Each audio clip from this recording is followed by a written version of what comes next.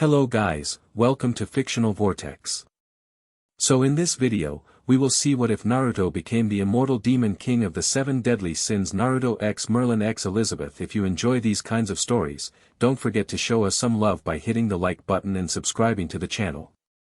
Your support means the world to us. Now, let's start the story.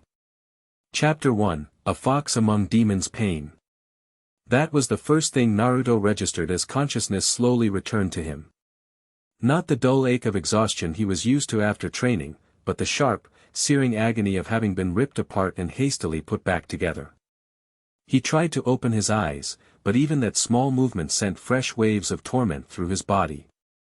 Memories flashed through his mind, the final battle with Sasuke at the Valley of the End, the clash of Rasengan against Chidori, the feeling of his life force draining away as he poured everything into one last attack to save his friend.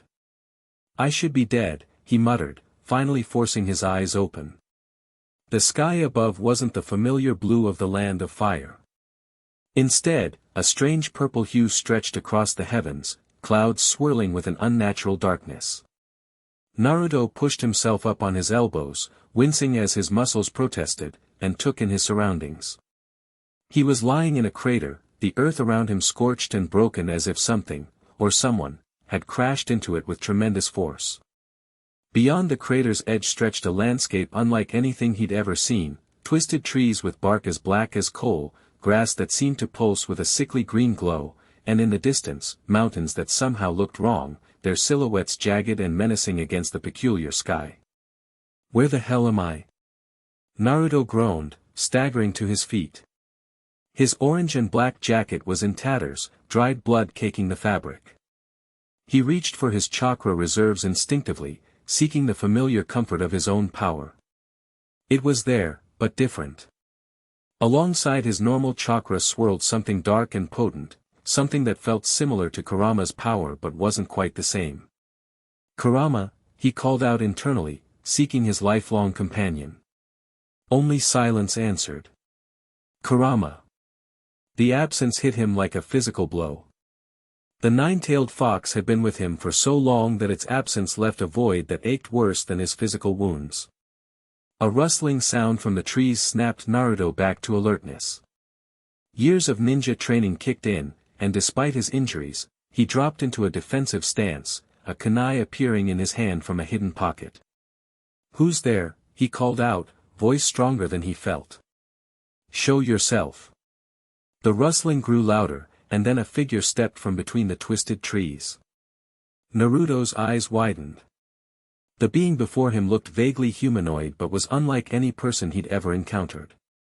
Standing nearly 7 feet tall, its skin was a deep crimson, with black markings swirling across its muscled frame. 2 curved horns protruded from its forehead, and its eyes glowed with an inner fire. Well, the creature said, its voice a rumbling bass that seemed to vibrate the air. "What do we have here? A new demon? I don't recognize your energy signature." "Demon?" Naruto repeated, confusion momentarily overriding his caution. "I'm not a demon. I'm a shinobi from Konohagakure." The creature tilted its head, expression curious. "Kono what? Never heard of it. Must be from far beyond the borders of Britannia." "Britannia?" Naruto's grip on his kunai tightened. "What's that? Where am I?" The crimson being's eyes narrowed, and it took a step closer, seemingly unconcerned by Naruto's weapon. "You really don't know? Interesting. Your power feels strange. Not quite like our kind, but definitely not human or giant, and certainly not goddess." Before Naruto could respond, 2 more figures emerged from the forest. These were shorter than the first but no less intimidating, one with blue-gray skin and multiple arms, the other resembling a woman but with scales covering half her face and serpentine eyes. "Garath, what have you found?" the multi-armed one asked, gaze fixed on Naruto. "Not sure, Maddox," the red-skinned one, Garath, replied. "Claims to be a shinobi, whatever that is. Not from around here." "Look at that crater," the serpent woman hissed. Something crashed here with incredible force. The power signature drew us from miles away. Naruto took a step back, assessing his options. He was outnumbered, injured, and in unfamiliar territory. His chakra felt weird, and Kurama was gone. Not ideal odds. Listen, he said, trying to sound confident, I don't want any trouble. I just need to figure out where I am and how to get home. The three creatures exchanged glances, and then the woman laughed, a sound like scales sliding against stone. Oh, you're not going anywhere, she said. Not with power like yours. The Demon King will want to see you. Demon King? Naruto repeated. Yes, Garath said, taking another step forward. Our Lord and Master. And he doesn't like unexplained anomalies in his realm. Naruto weighed his options. He could fight, but he was clearly outmatched in his current condition. Better to play along and gather information. Fine, he said, lowering his kunai but not putting it away. Take me to your king.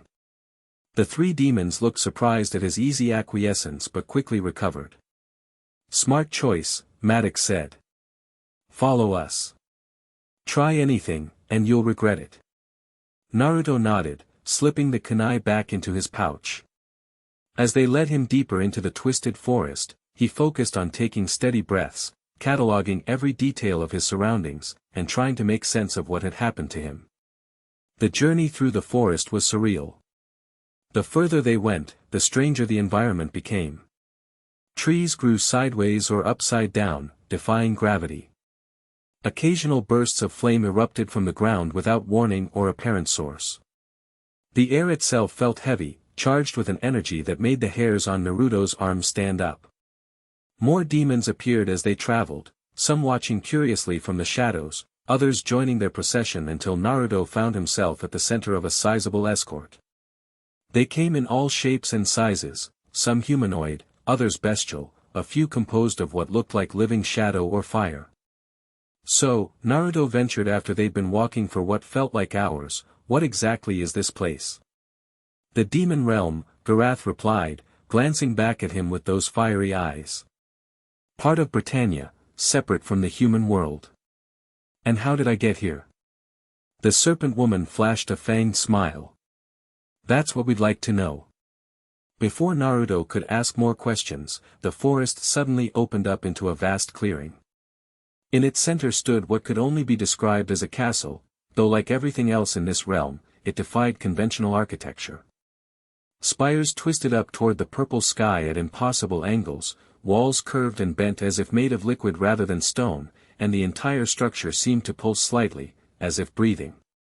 Welcome to Desolation Spire, Maddox said, all six of his hands gesturing toward the castle. The seat of the Demon King's power. Naruto swallowed hard. Nice place. His sarcasm earned him a rough shove from behind. Move, stranger. The king awaits. The interior of the castle was no less disorienting than its exterior. Corridors stretched and contracted as they walked, doorways appeared and disappeared seemingly at random, and occasionally they would pass through rooms where gravity seemed to work differently, water flowing upward, furniture attached to the ceiling, demons walking on walls as naturally as floors. Finally, they arrived at a massive set of doors made of what appeared to be polished obsidian. Symbols carved into the surface glowed with a pulsing red light. Ready yourself, Garath said, and for the first time, Naruto detected something like apprehension in the demon's voice. The king is, not in a good mood today. The doors swung open of their own accord, revealing a throne room that stretched impossibly far, the ceiling lost in shadows above. Braziers of blue flame lined the walls, casting eerie light across a floor inlaid with the same glowing symbols Naruto had seen on the doors. And there, on a throne that seemed to be made of fused bones and living shadow, sat the Demon King. Naruto had seen many intimidating figures in his life, Madara Uchiha, Pain, even Kagaya Otsutsuki.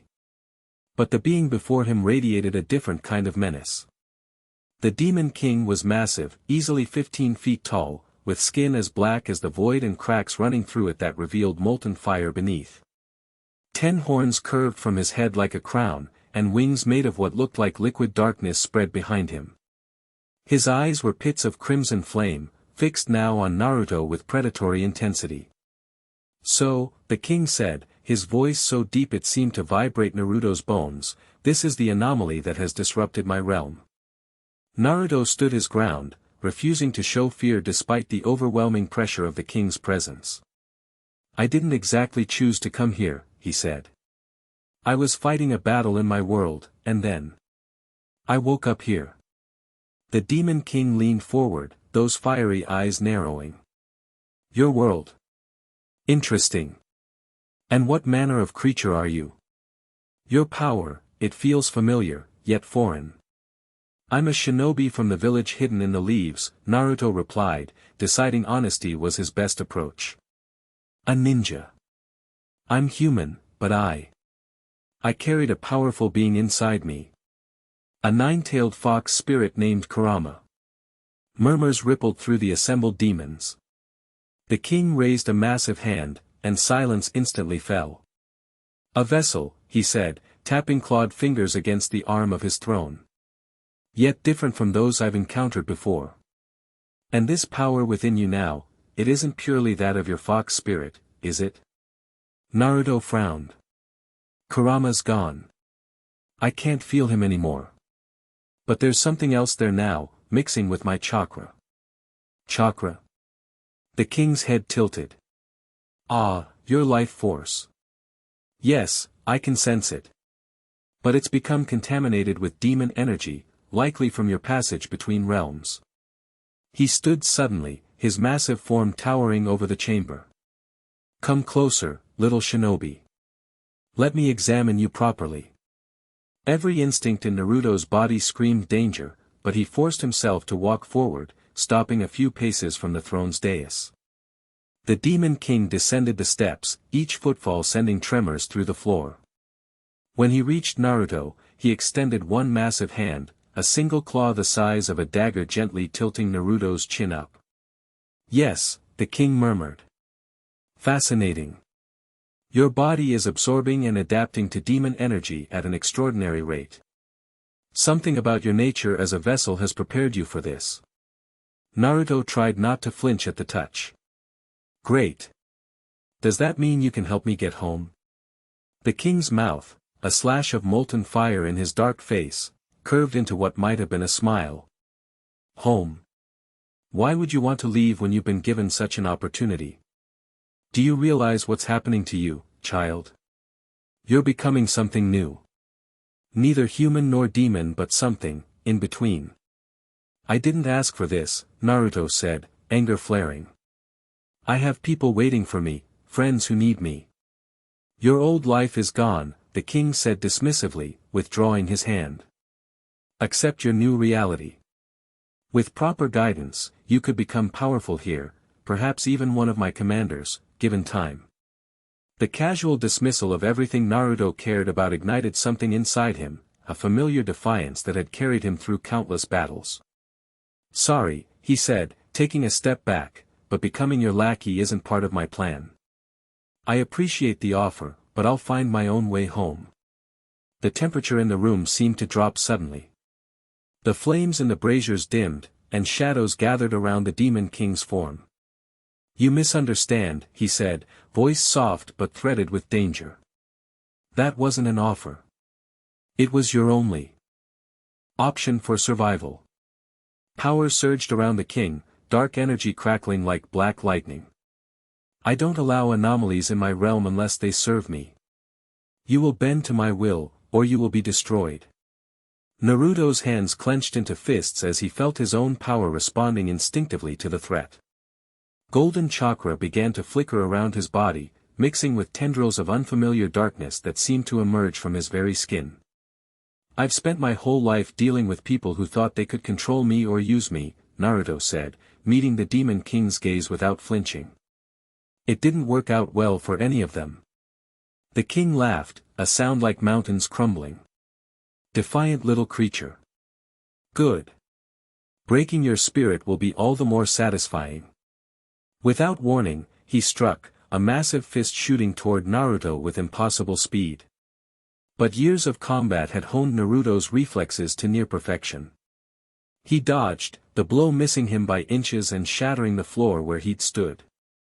Shadow Clone Jutsu. Naruto shouted, his hands forming the familiar sign. In puffs of smoke, a dozen copies of himself appeared throughout the chamber, each dropping into a fighting stance. The assembled demons gasped, and even the king looked momentarily surprised. Interesting technique, he rumbled. But mere illusions won't. One of the clones leapt forward, landing a solid kick to the king's face. Another slammed a Rasengan into his side. The king stumbled back, genuine shock registering on his features as he realized these weren't illusions but physical duplicates. "They're solid copies," he growled. "How?" "I told you," Naruto said, his clones regrouping around him. "I'm a shinobi. And I'm not becoming anyone's servant." The Demon King's surprise gave way to rage. "Enough," he roared, and a wave of darkness exploded outward from his body, dissolving 3 of Naruto's clones instantly. "Guards, leave us. This one requires my personal attention." The assembled demons scattered, fleeing the throne room as the doors slammed shut behind them. Only Naruto, his remaining clones, and the increasingly furious Demon King remained. "I was going to be merciful," the king said, darkness gathering between his hands. "Now I will crush you utterly and absorb whatever power remains." The battle that followed was unlike anything Naruto had experienced before. The Demon King's power was immense, waves of destructive energy, manipulation of gravity and space, even the ability to conjure creatures of living shadow that fought with fang and claw.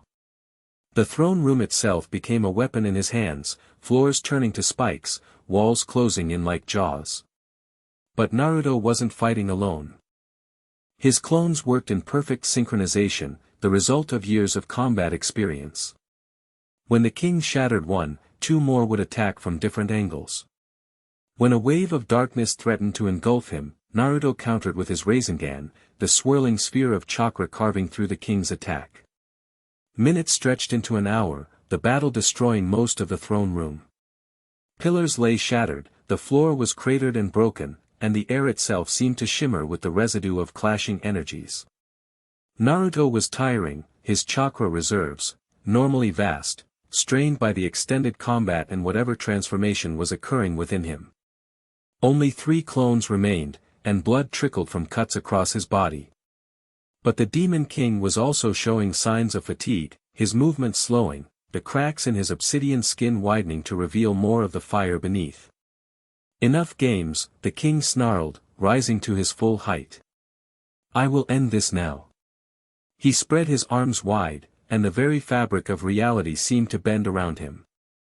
The air grew thick and heavy, pressing down on Naruto with crushing force. "This is my domain, child," the king intoned, his voice resonating with power. "Here, I am absolute.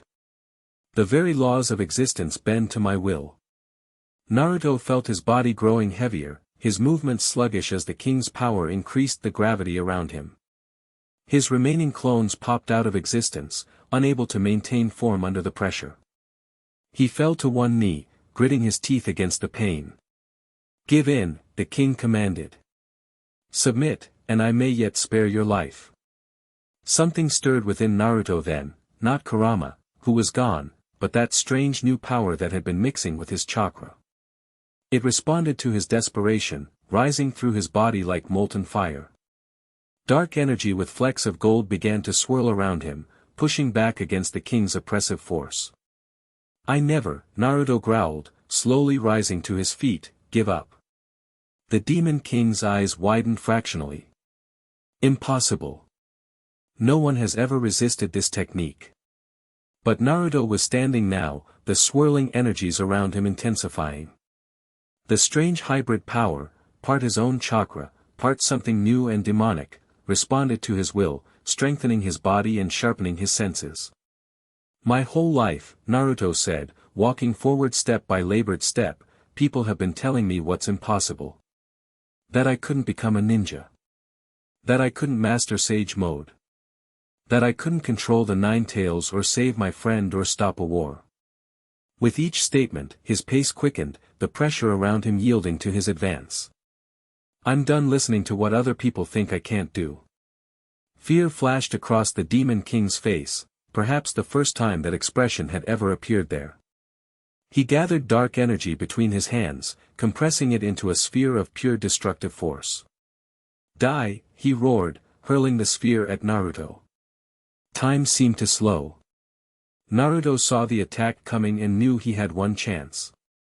He gathered the last of his chakra, mixing it with the new demonic energy flowing through him, and formed a familiar technique, but different now, changed by the transformation occurring within him. Demon art, Raisin Shuriken, he shouted. The technique that formed in his hand wasn't the usual bright blue with white edges. Instead, it swirled with gold and black, crackling with an energy that felt wild and barely contained. He hurled it forward just as the king's attack reached him. The two techniques collided in mid-air, and for a moment, nothing happened. Then, with a sound like reality tearing, they detonated. The explosion was catastrophic. The remainder of the throne room disintegrated around them, walls and ceiling blown outward by the force. Naruto was thrown backward, slamming through multiple walls before coming to rest in what appeared to be a courtyard, his body battered and barely conscious. When the dust settled and he could force his eyes open again, he saw the Demon King staggering toward him. Through the rubble. But the massive being was changed, parts of his body were simply gone, dissolved by the explosive clash of energies. What remained was crumbling, cracks spreading across his form as fire leaked out like blood. What, are you? The king gasped, collapsing to his knees a few feet from Naruto. Naruto pushed himself up to a sitting position, wincing at the pain that lanced through his body. Just a ninja who doesn't know when to quit. The Demon King stared at him, those fiery eyes dimming. In all my millennia, never defeated. He raised a crumbling hand, pointing at Naruto. You, take it. Take what? Naruto asked, confused. My power, my throne.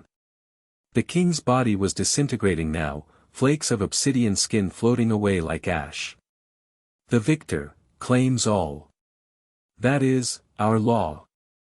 Before Naruto could respond, the Demon King's body collapsed entirely, but instead of falling to the ground, it dissolved into streams of dark energy that flowed toward Naruto like water finding its level. He tried to scramble away, but his injured body wouldn't respond quickly enough.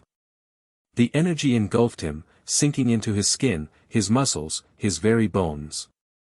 Pain beyond anything he'd ever felt tore through him, and he screamed, his voice echoing across the ruined castle as the Demon King's essence merged with his own. Images flashed through his mind, memories not his own. Centuries of rule. Battles against gods and men. The creation of the demon realm. Knowledge of powers and magics he'd never dreamed of. The names and faces of thousands of demons who now, by right of conquest, served him.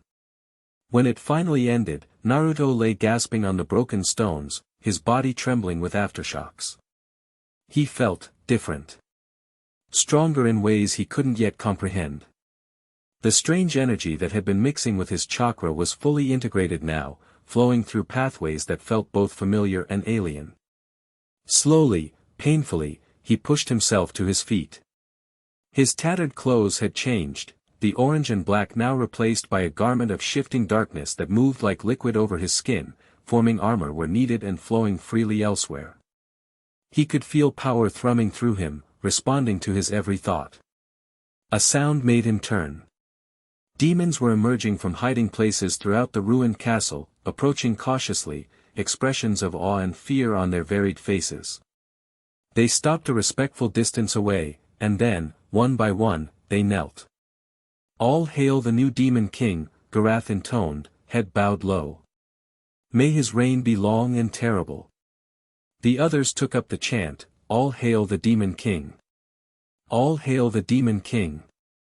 Naruto stood among the ruins, the purple sky of the demon realm stretching above him, and felt the weight of his new reality settling onto his shoulders.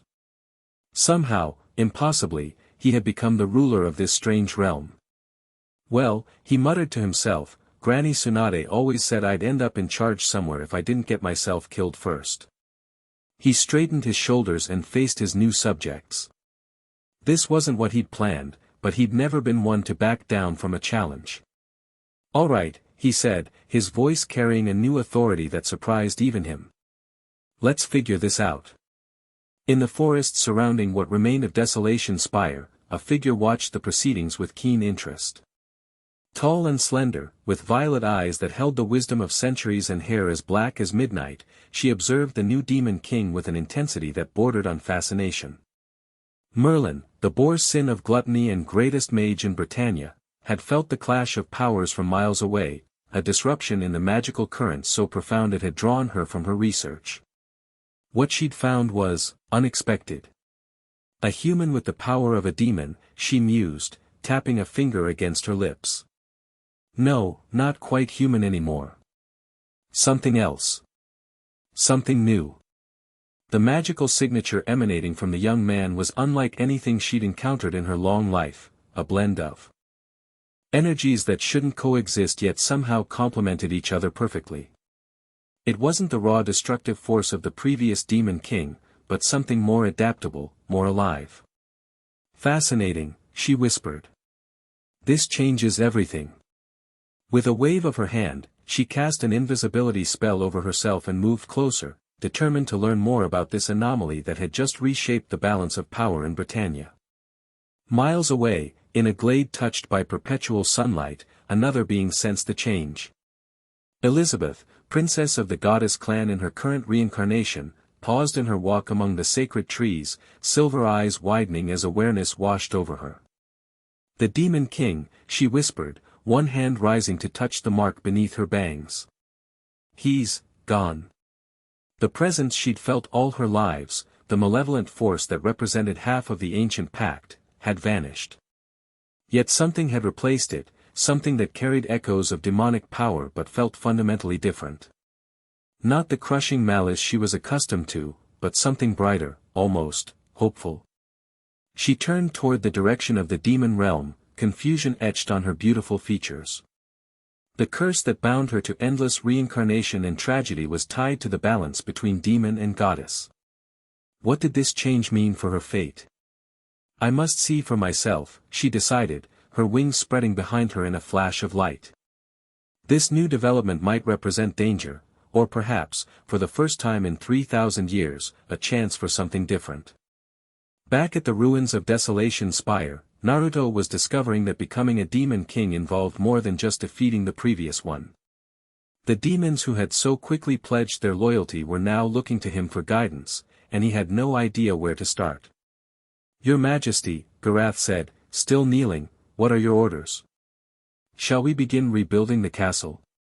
Or perhaps you wish to address the 10 Commandments first. 10 Commandments. Naruto repeated, the term sparking recognition from the memories he'd absorbed, the elite warriors of the demon clan, each granted a fragment of the king's power and bound by sacred decree. Yes, sire. They await your command, as do all demons in Britannia. Naruto rubbed the back of his neck, a habitual gesture that looked oddly casual coming from someone now draped in living shadow.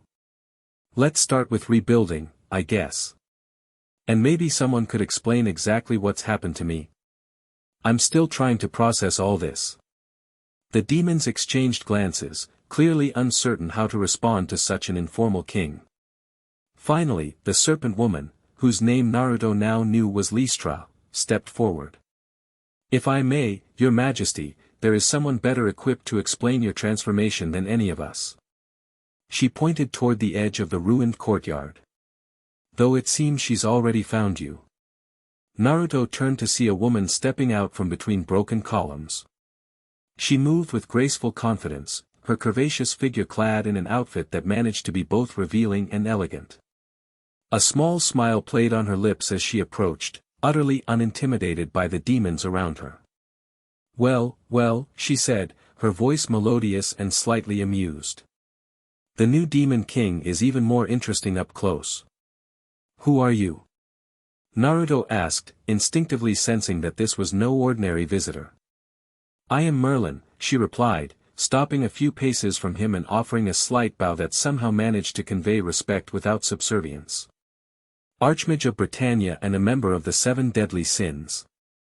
And you, your majesty, have just become the most interesting phenomenon in this realm.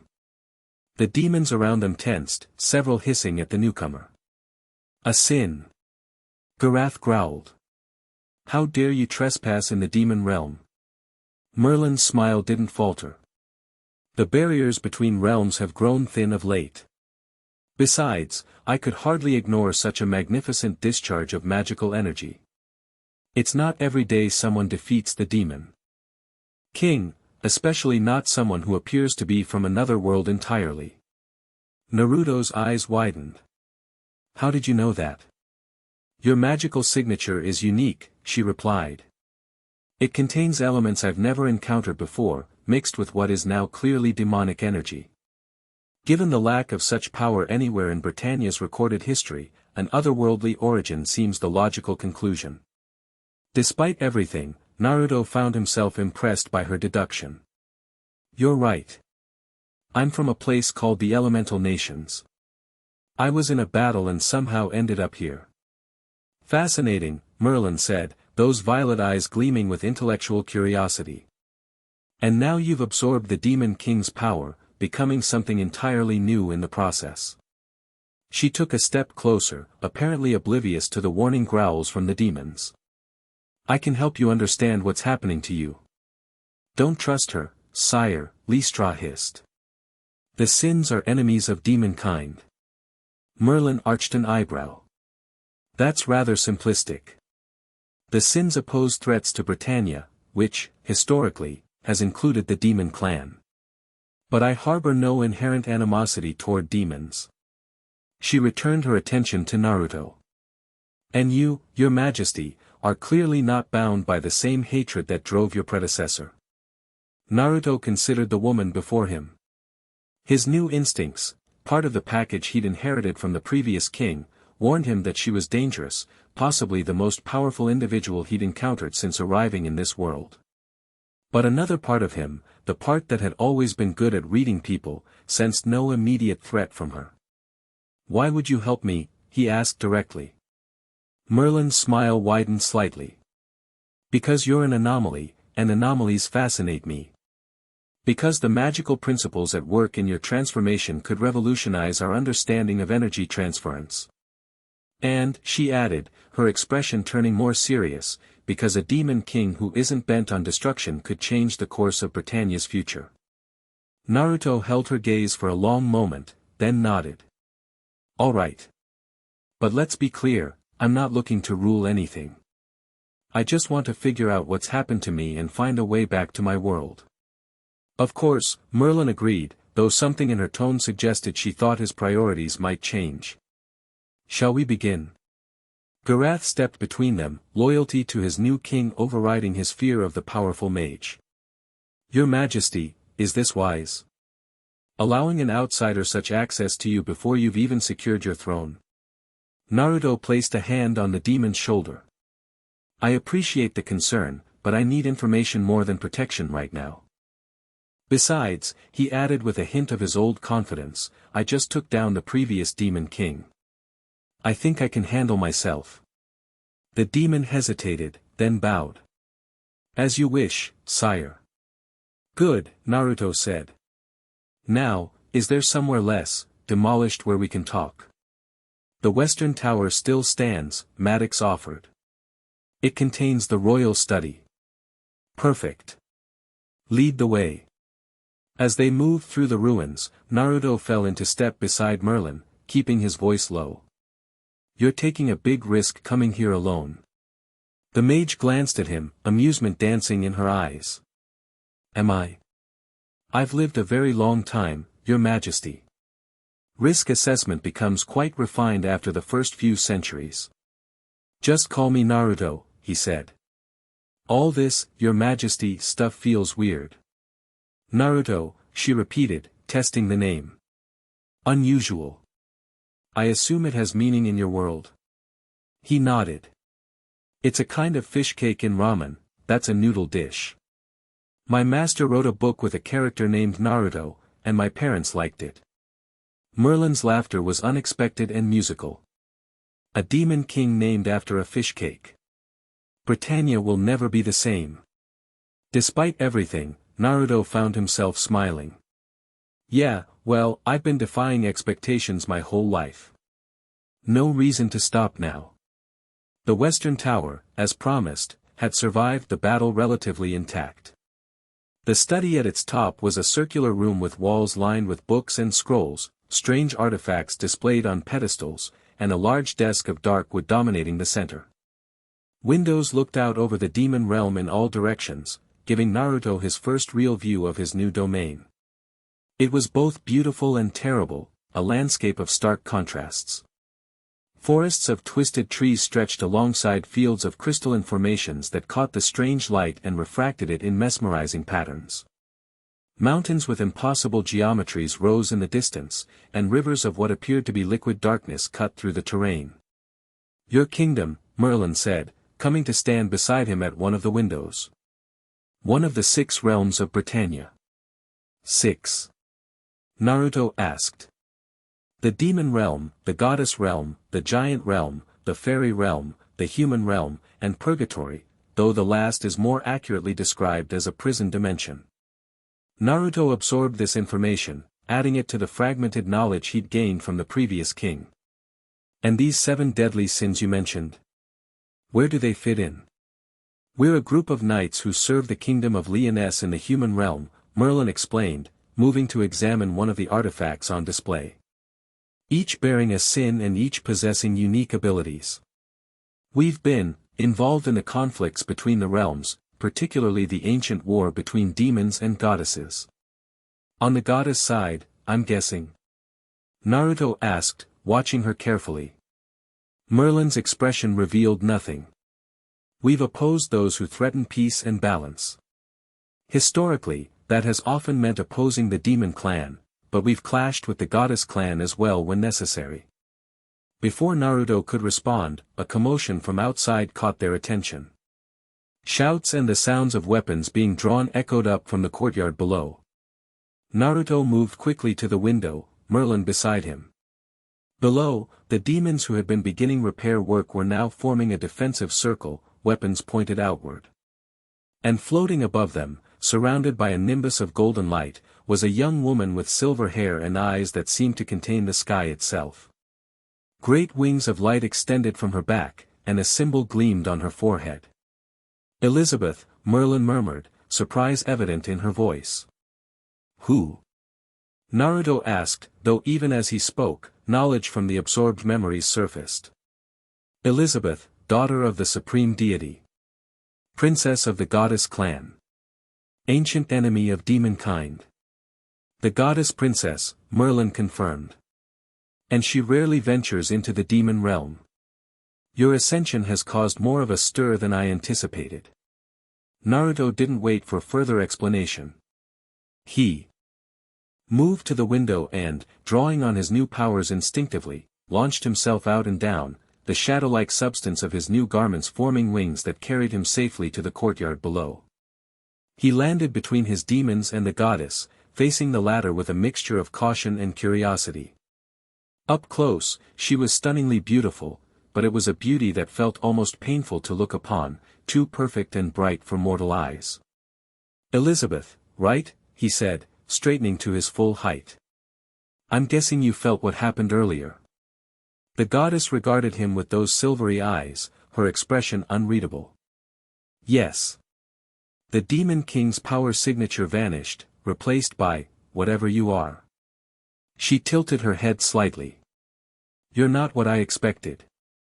"Yeah, I get that a lot," Naruto replied. He glanced back at the demons, who remained poised to attack. "Stand down.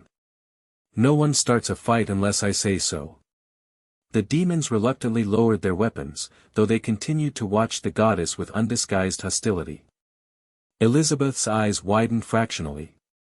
"You control them already?" "I wouldn't say control," Naruto said, turning back to her. "But apparently beating the previous king means I'm in charge now. Still figuring out the details." A faint smile touched the goddess's lips. You speak strangely for a demon. And your power. She extended a hand, not quite touching him but clearly sensing the energy that surrounded him. It's demon magic, but there's something else mixed with it. Something I've never felt before. That would be chakra, Naruto explained. It's the energy from my world. I'm not originally from Britannia. Another world? Elizabeth's wings fluttered in apparent surprise. That would explain.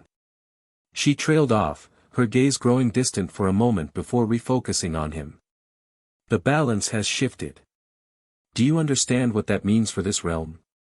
For all of Britannia.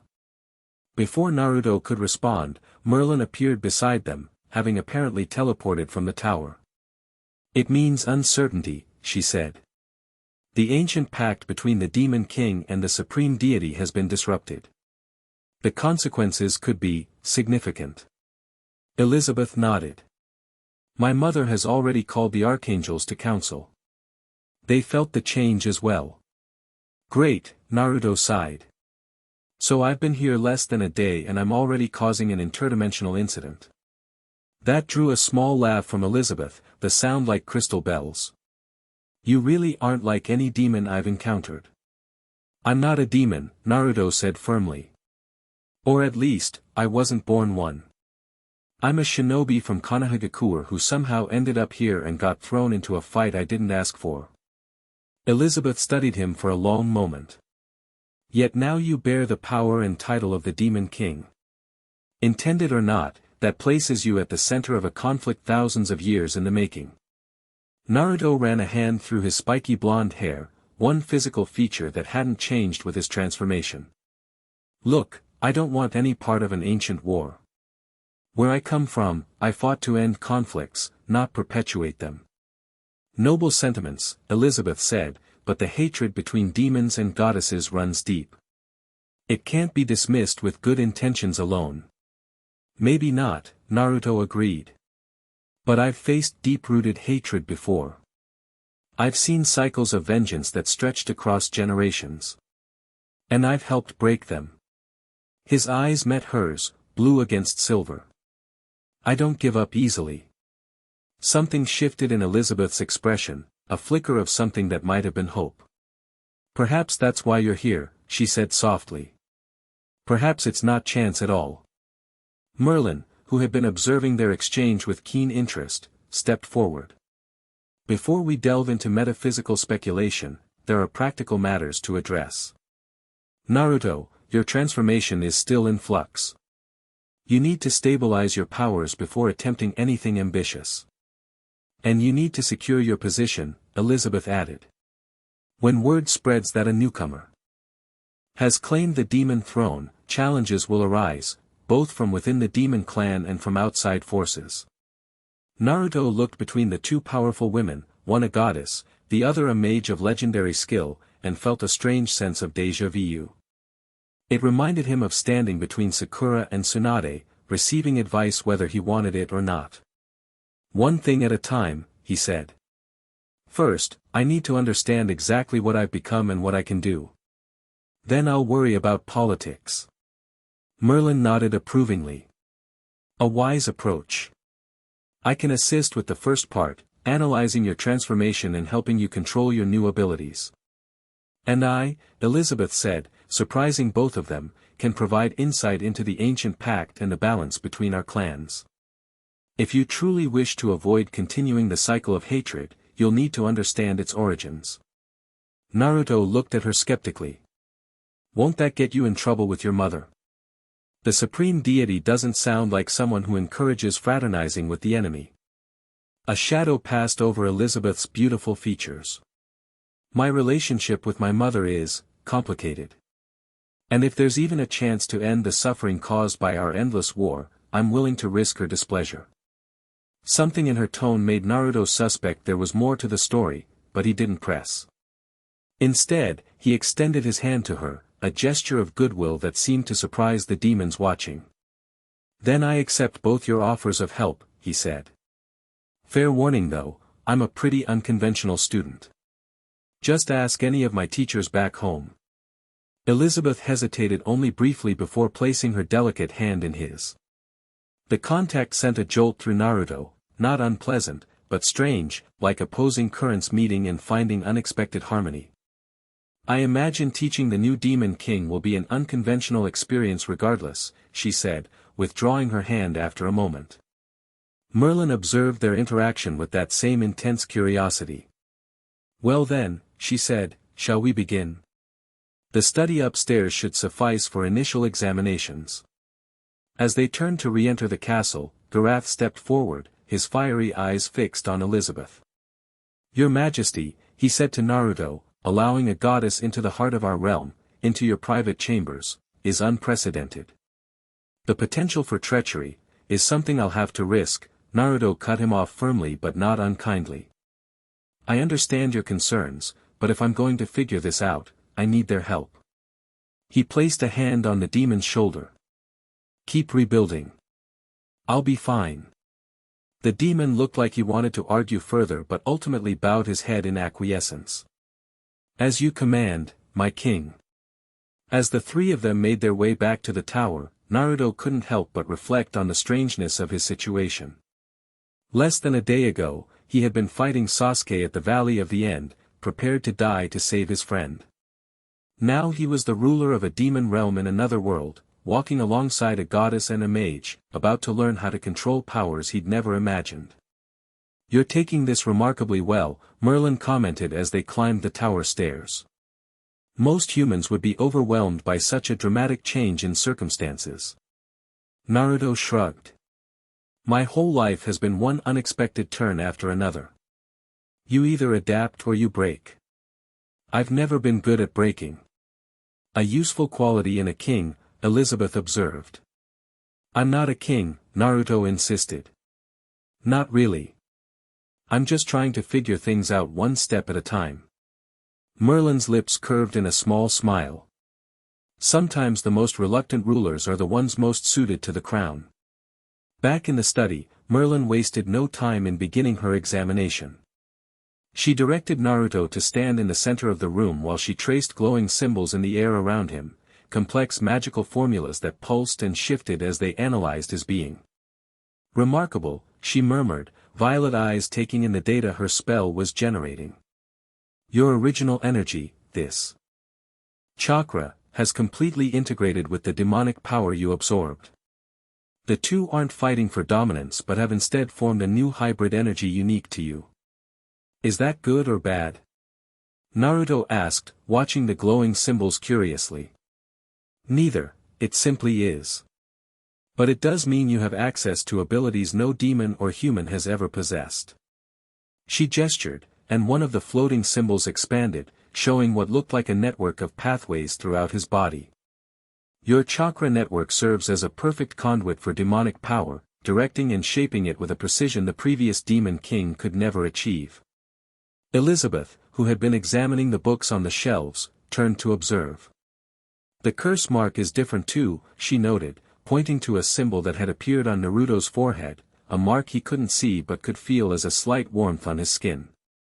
Curse mark? Naruto repeated, suddenly concerned. Not a curse in the traditional sense, Merlin clarified. It's the mark of the Demon King, a symbol of your authority and power. But in your case, it's merged with something else. She leaned closer, studying the mark. Fascinating. It appears to have combined with a seal of some kind that was already present in your energy system. Naruto's hand went to his stomach automatically. The 8 trigram seal, he murmured. It's what kept Kurama contained inside me. Kurama? Elizabeth asked. The 9-tailed fox, a being of immense power from my world. He was sealed inside me when I was a baby. A familiar pang of loss hit him as he remembered his missing partner. We eventually became friends, allies. But I can't feel him anymore since I arrived here. Merlin's eyes lit with interest. A being sealed within you. That explains much about your affinity for absorbing the Demon King's power.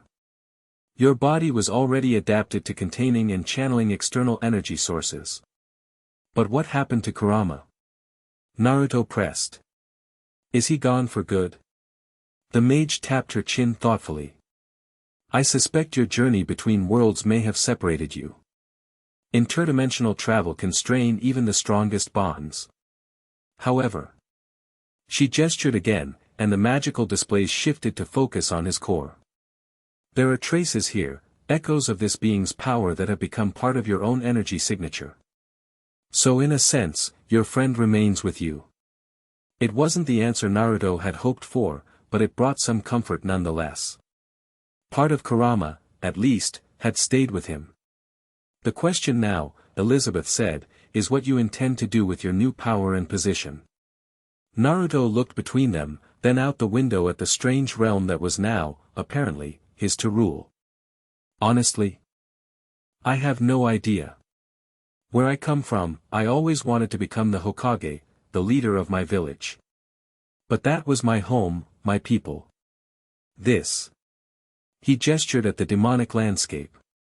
This isn't where I belong. And yet, Merlin said quietly, here you are, with the power to change this realm, perhaps all of Britannia, for better or worse. The demons will expect certain things from their king, Elizabeth added. Strength. Direction. Conquest, traditionally. Naruto frowned. Well, they're going to be disappointed on that last one. I'm not conquering anything. A smile touched Elizabeth's lips. That alone would represent a significant change in demon policy. The more immediate concern, Merlin interjected, is stabilizing your power. The merger is still in flux, which means your abilities will be unpredictable. We should begin training immediately. Naruto nodded, determination replacing uncertainty in his expression. All right.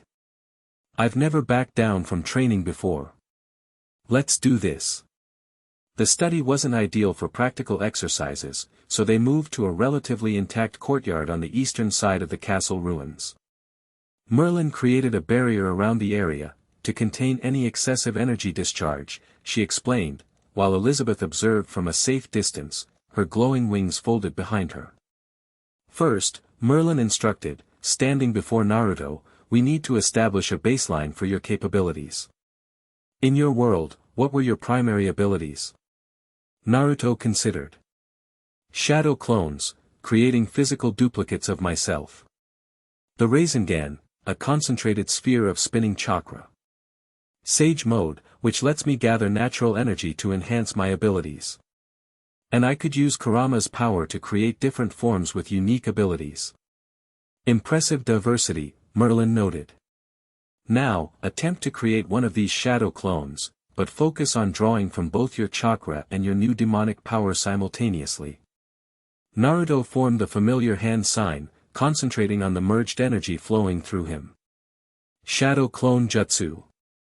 The result was unexpected.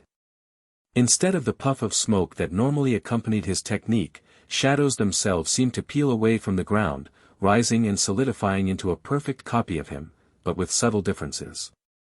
The clone's eyes glowed slightly, and darkness clung to it like a second skin. Whoa, Naruto said, staring at his creation. That feels different.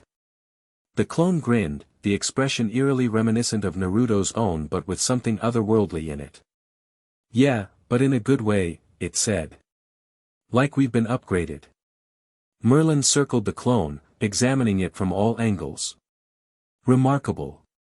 You've essentially created a shadow familiar with independent consciousness. The magical energy required for such a creation would be beyond most mages in Britannia. And you did it with a simple gesture, Elizabeth added, approaching cautiously. The shadow clone turned toward her, head tilting curiously.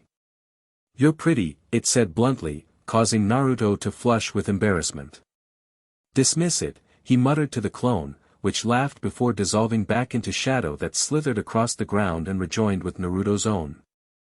As it did, he received the clone's memories, another familiar aspect of his technique, but again, subtly different.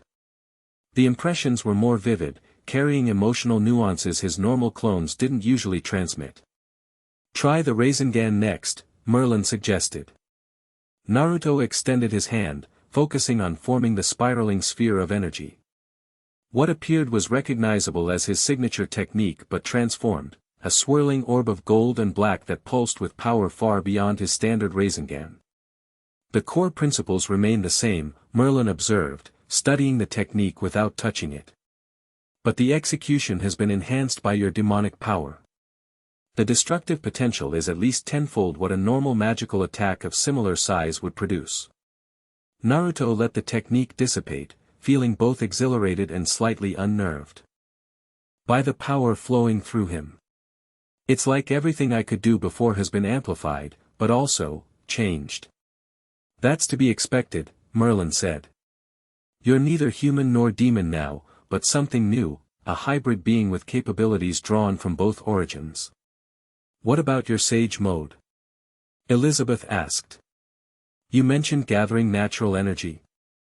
Naruto nodded, then closed his eyes, attempting to enter the meditative state needed to draw in natural energy.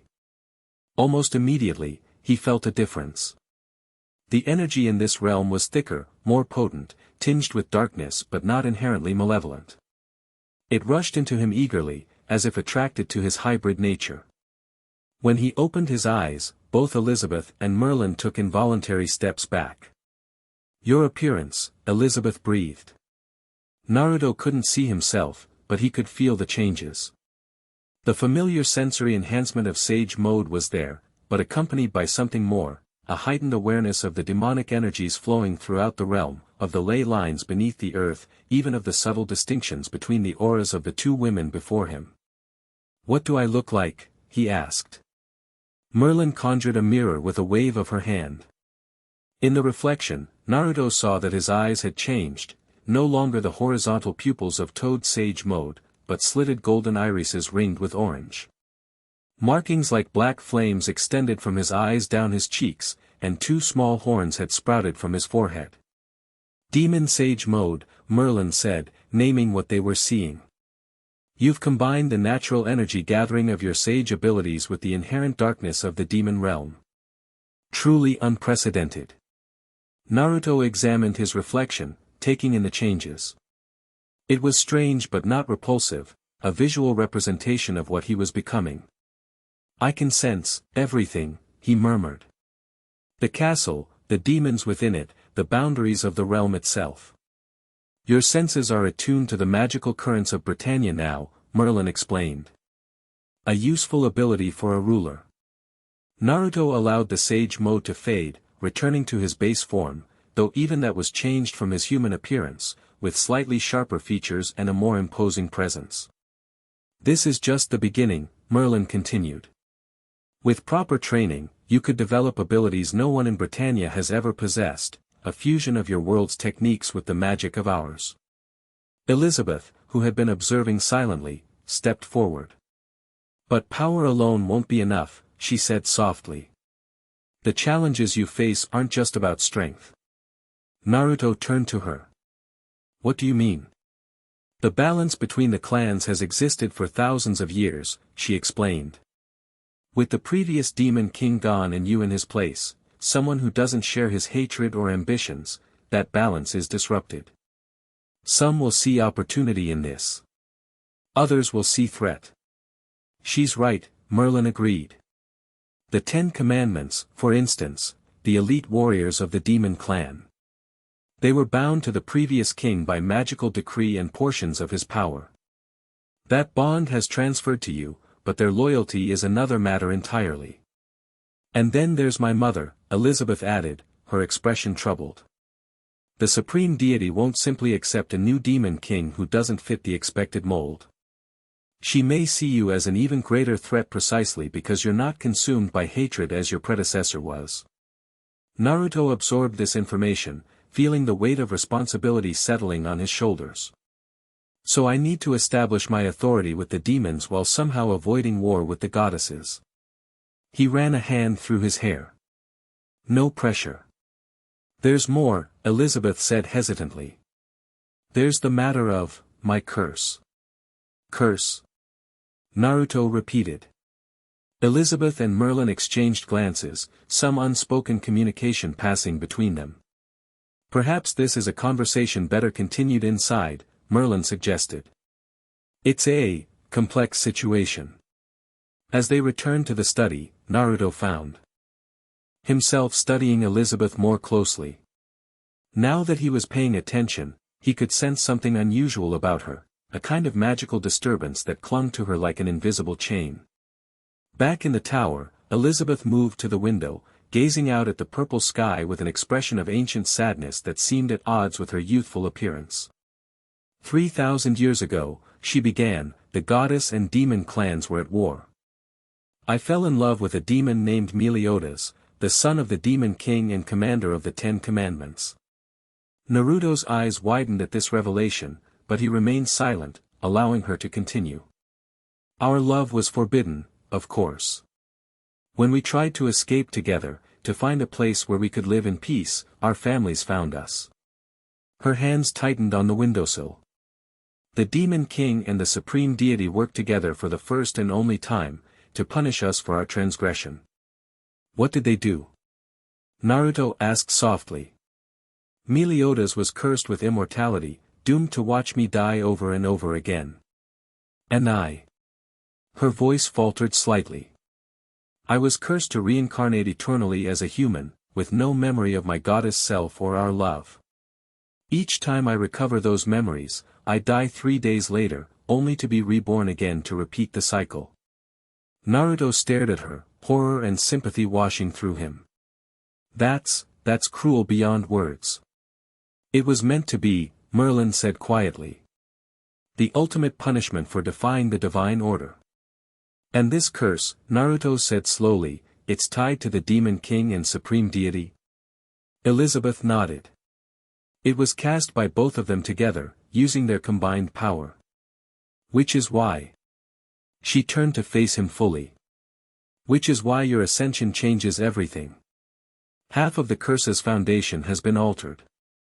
For the first time in 3,000 years, there's a possibility, however small, that the cycle might be broken. Understanding dawned on Naruto. That's why you came here. Not just curiosity about the new demon king, but hope that I might help end your curse.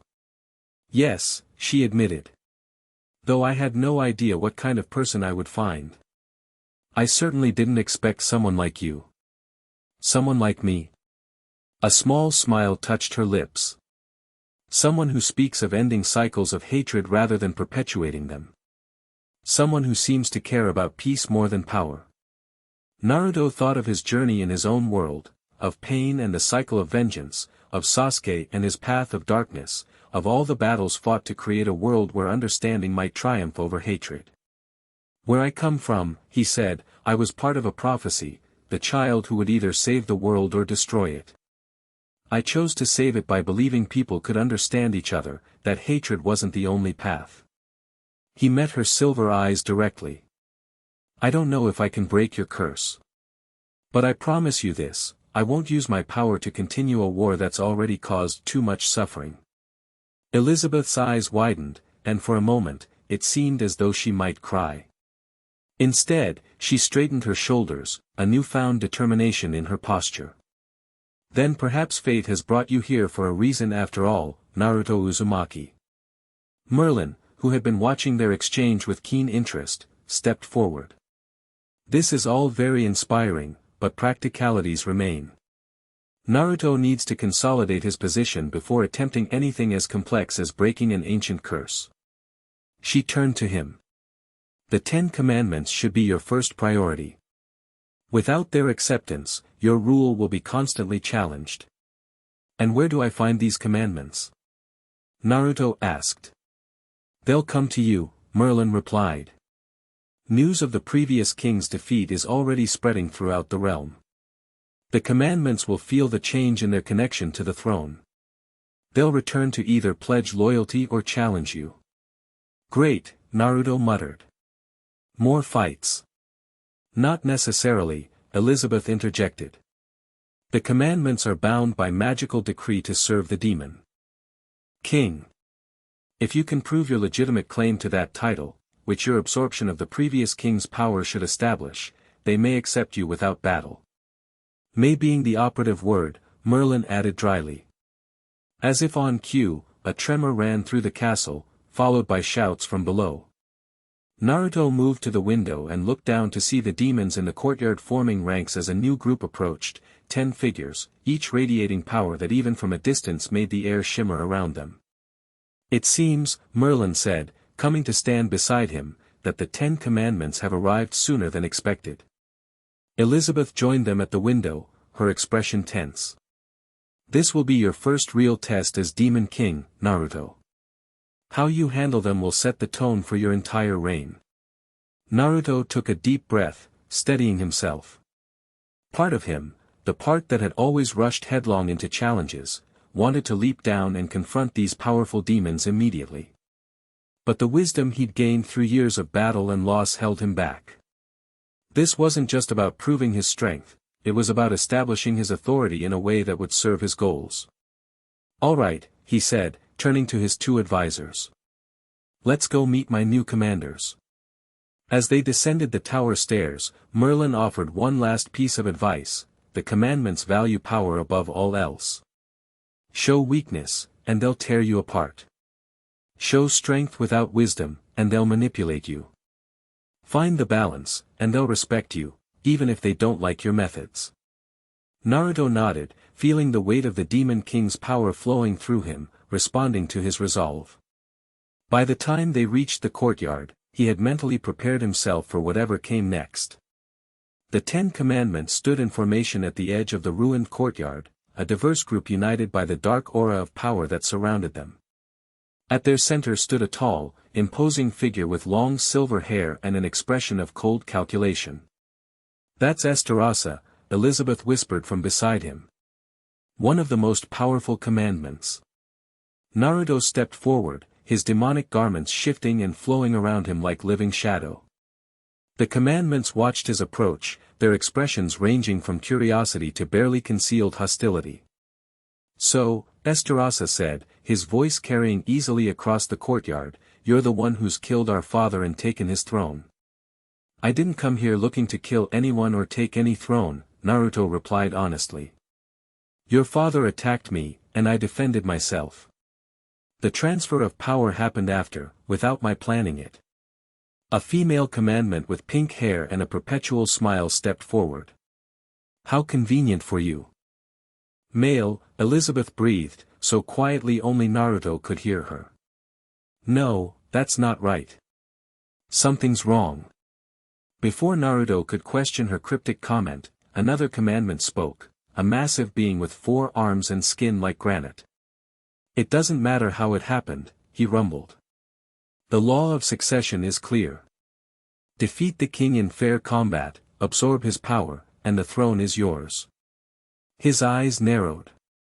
"The question is whether you're worthy to wield that power." Naruto met the giant's gaze steadily. "I didn't ask for this position, but since I'm here, I intend to do things differently than your previous king." "Differently how?" Esterasa asked, his tone deceptively casual. "For starters, no pointless wars or conquests. No terrorizing humans or other clans without cause. No ruling through fear." A ripple of murmurs ran through the commandments. Some looked outraged, others merely surprised. "You would have us abandon our nature?" a slender demon with glasses inquired, his voice soft but cutting. "Demons conquer. We destroy. It is what we are." "Is it?" Naruto challenged. "Or is that just what you've been told you are?" "Where I come from, I was told I was a monster, a weapon, a tool to be used and feared. I decided to be something else instead." He looked at each commandment in turn. "You have power. How you use it is a choice." "Pretty words," Esterasa said, stepping closer, power radiating from him in palpable waves. "But demons respect strength, not philosophy. If you cannot enforce your will, your reign will be very short indeed." Naruto recognized the challenge in the commandment stance. This was the moment Merlin had warned him about, the test of his authority. "I'm not looking to force anyone to follow me," he said. "But don't mistake my desire for peace as weakness." His eyes flashed, and the aura of power around him intensified, golden chakra mixing with darkness in a display that made even Esterasa pause. I defeated your father. I can defeat any who challenge me. For a tense moment, the two stared at each other, power against power. Then, surprisingly, Esterasa smiled, a cold expression that didn't reach his eyes. Perhaps you will be interesting after all, he said, then knelt, one fist pressed to the ground. I acknowledge you as Demon King, at least until you prove unworthy of the title. One by one, the other commandments followed suit, some readily, others with clear reluctance. The massive four-armed demon was the last, his expression stern as he finally bent his knee. I am Dolor, commandment of truth, he announced. My power cannot be used against those who speak truth from their hearts. I sense no deception in your words, new king, but know this, if your resolve wavers, if your actions betray your pretty promises, my loyalty will end as swiftly as it began. Naruto nodded, understanding the warning for what it was. Fair enough. As the commandments rose, Naruto took in each of their faces, committing them to memory. These were now his commanders, whether he wanted the role or not. Better to know who he was dealing with. Esterasa approached him, stopping just close enough to speak privately. A word of advice, new king. The goddess beside you is not your ally, whatever she may claim. Her kind has sought our destruction since time began. His cold eyes flicked to Elizabeth briefly. Some things cannot be changed, no matter how much we might wish it. With that cryptic statement, he rejoined the other commandments, who were now dispersing throughout the ruined castle, examining the damage and speaking with the lesser demons. That went better than expected, Merlin murmured, coming to stand beside Naruto.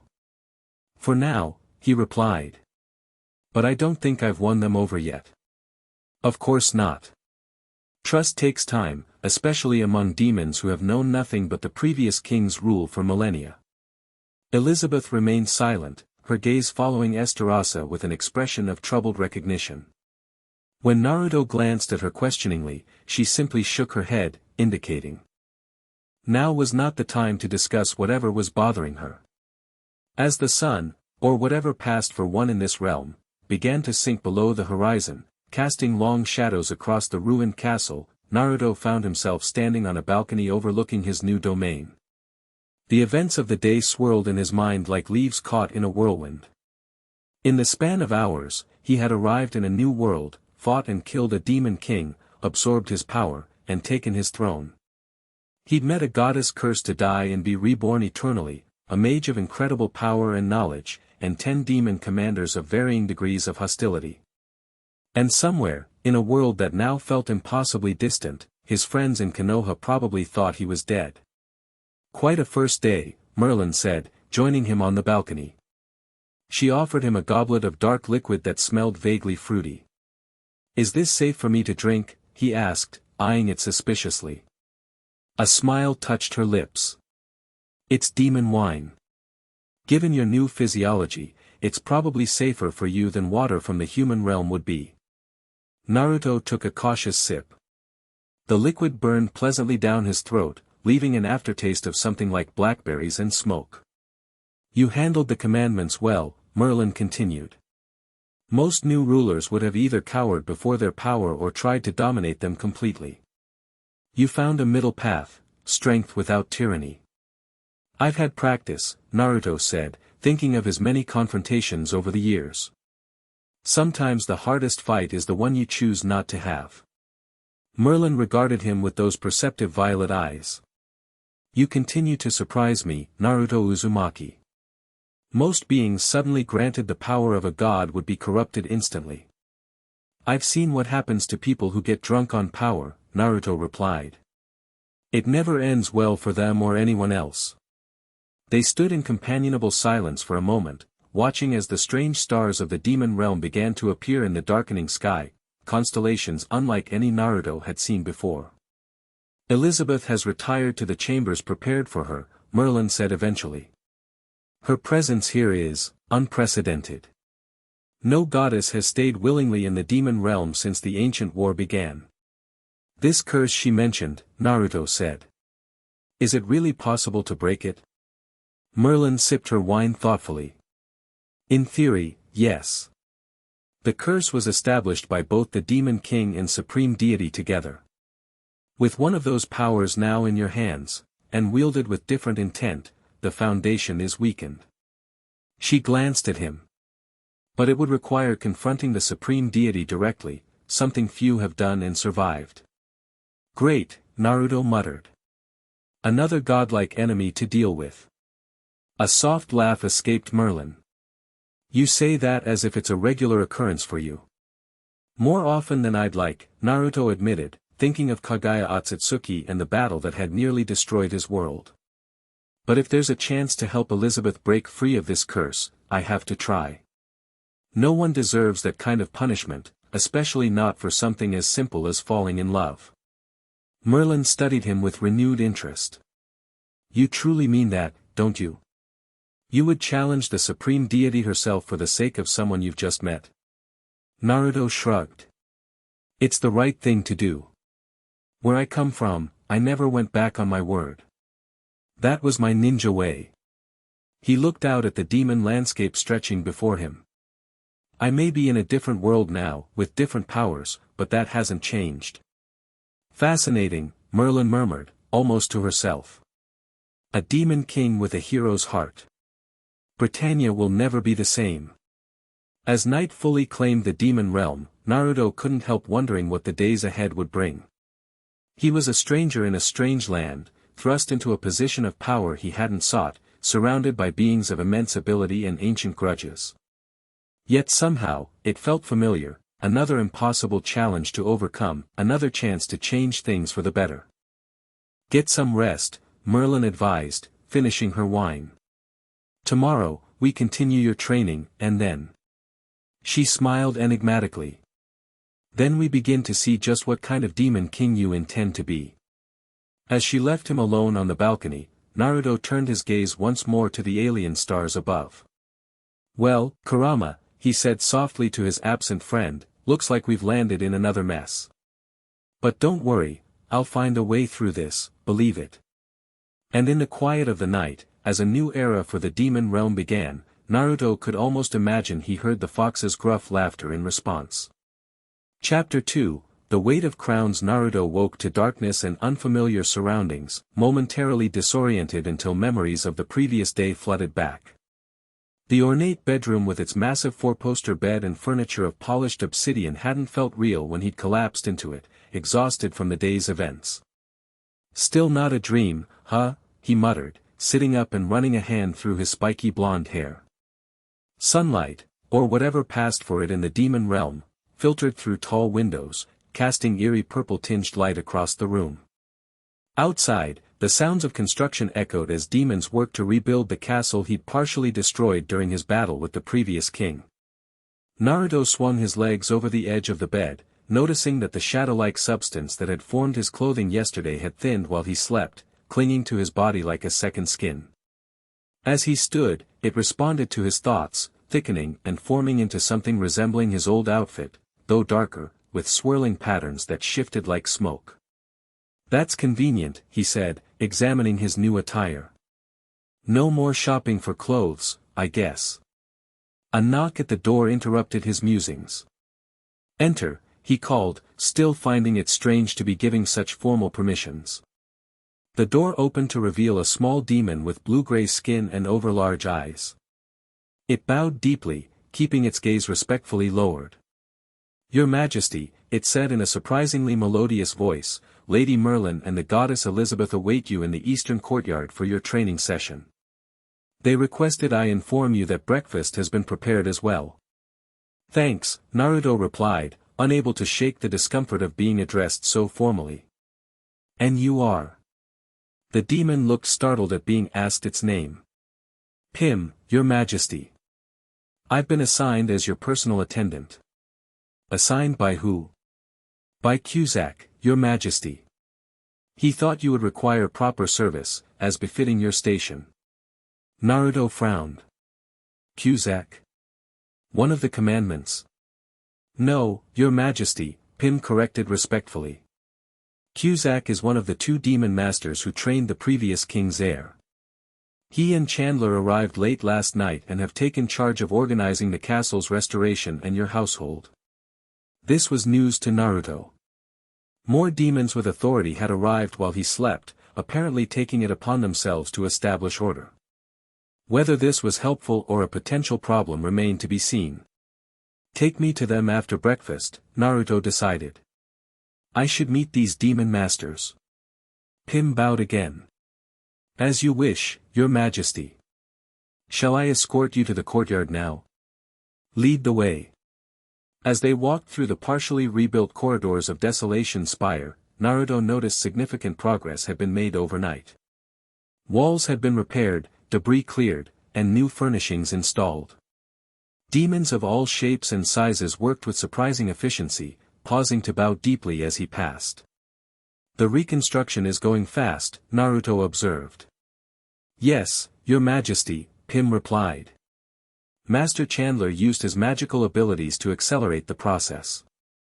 He said the Demon King's castle should not remain in ruins a moment longer than necessary. The eastern courtyard had been transformed from a battlefield into something resembling a training ground. The cracked stones had been replaced with smooth black marble, and various training implements had been arranged around the perimeter. In the center, a table laden with food had been set up beneath a canopy of dark fabric that fluttered in the slight breeze.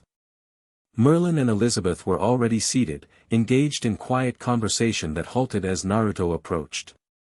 Both women looked up, their expressions brightening in distinct ways, Elizabeth with a gentle smile, Merlin with a spark of intellectual interest in her violet eyes.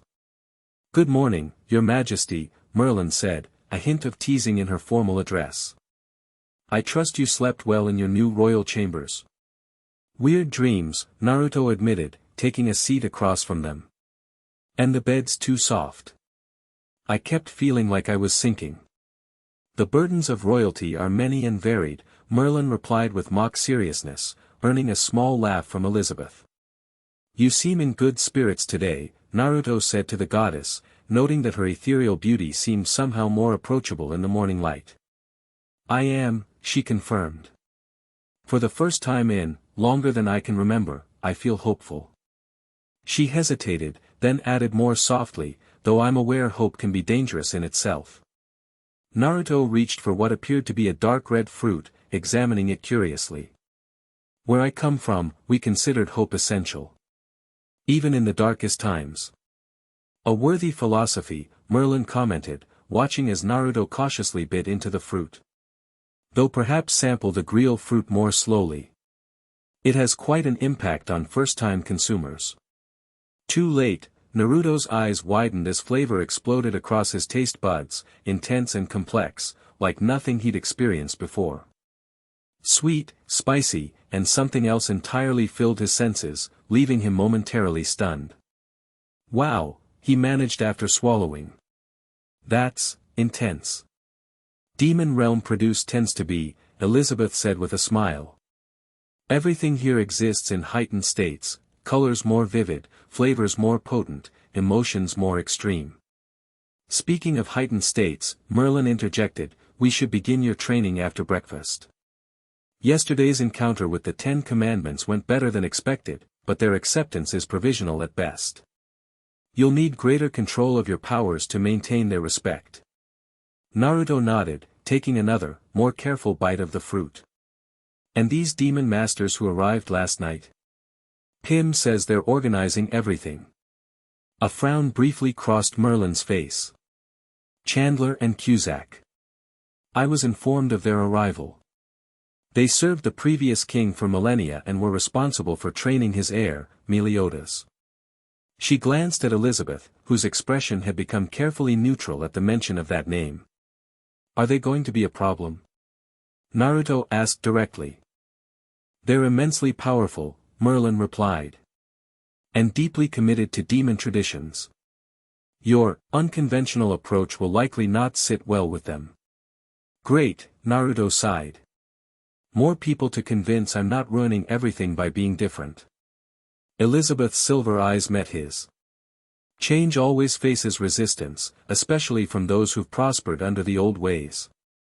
But that doesn't make it any less necessary. The quiet conviction in her voice reminded Naruto of his friends back home, of Sakura's determination, Shikamaru's steadfast loyalty, Hinata's gentle strength. The pang of homesickness hit him unexpectedly hard. "You're thinking of your world," Merlin observed perceptively. Naruto nodded. "My friends. My village. They probably think I'm dead." A moment of silence fell over the table, broken only by the distant sounds of construction. Then Merlin leaned forward, her expression thoughtful. "I've been considering that," she said. "The interdimensional travel that brought you here, it may be possible to establish contact with your world, even if physical travel remains difficult." Hope flared in Naruto's chest. "You think so?" "It would require extensive research and considerable magical power," Merlin cautioned. "But between your unique energy signature, which still retains a connection to your origin world, and my expertise in spatial magic, there may be possibilities worth exploring." "I'd like to help as well," Elizabeth offered. "The goddess clan has ancient knowledge of the realms beyond Britannia. Some of it might prove useful." Naruto looked between the two women, gratitude washing through him. "Thank you. Both of you." "Don't thank us yet," Merlin said practically. "First, we need to ensure you can control your powers enough to maintain your position here. Otherwise, any research will be interrupted by coup attempts."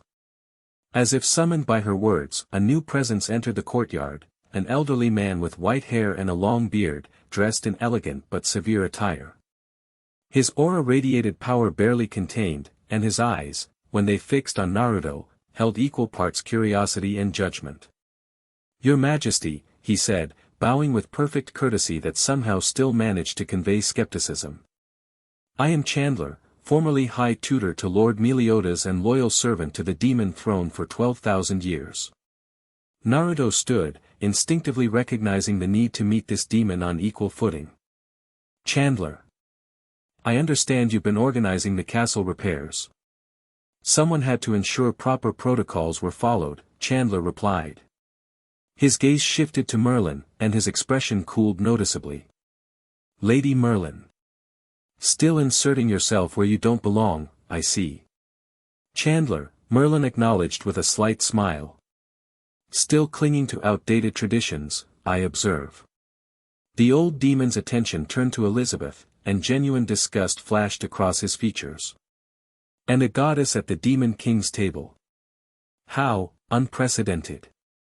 The temperature in the courtyard seemed to drop several degrees. Naruto felt a surge of protectiveness, stepping slightly forward.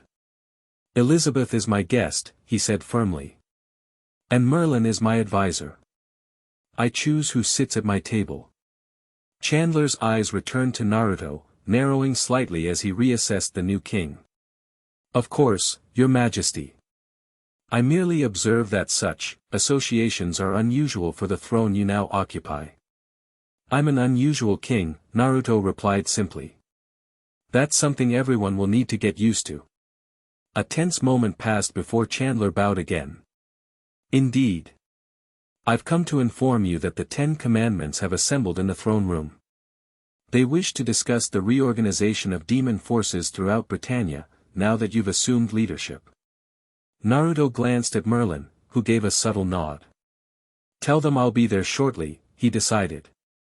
"After I finish my breakfast."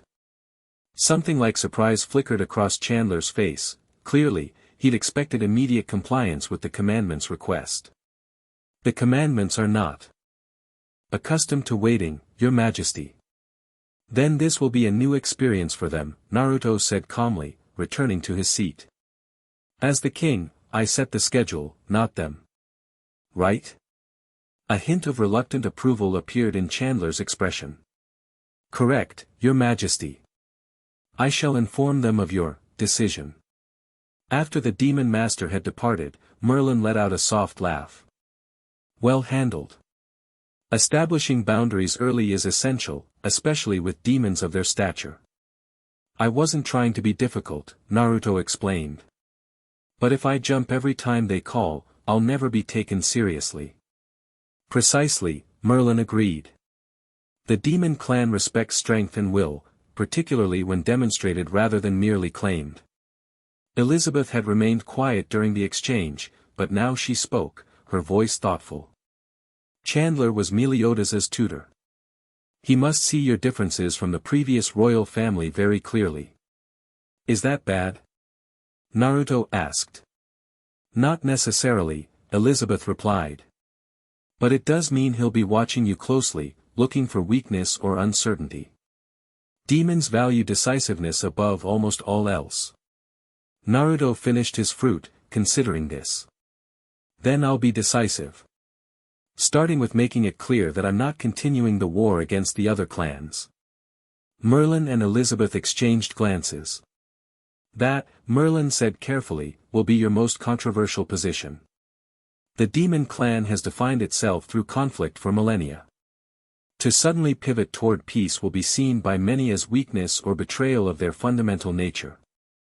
I'm not asking them to become pacifists overnight, Naruto clarified. But pointless destruction and terrorizing other races stops now. If they want to fight, they can focus on actual threats, not innocent villages or kingdoms that haven't done anything wrong. And what of the goddess clan? Elizabeth asked quietly. They've been the demon's primary enemy since the beginning. Naruto looked at her directly. Do you want war to continue? Of course not, she replied, silver eyes flashing. I've died and been reborn countless times because of this conflict. I've seen civilizations rise and fall, caught in the crossfire between our clans. Peace has been my deepest wish for 3,000 years. Then we start there, Naruto said simply. You and I represent the two sides.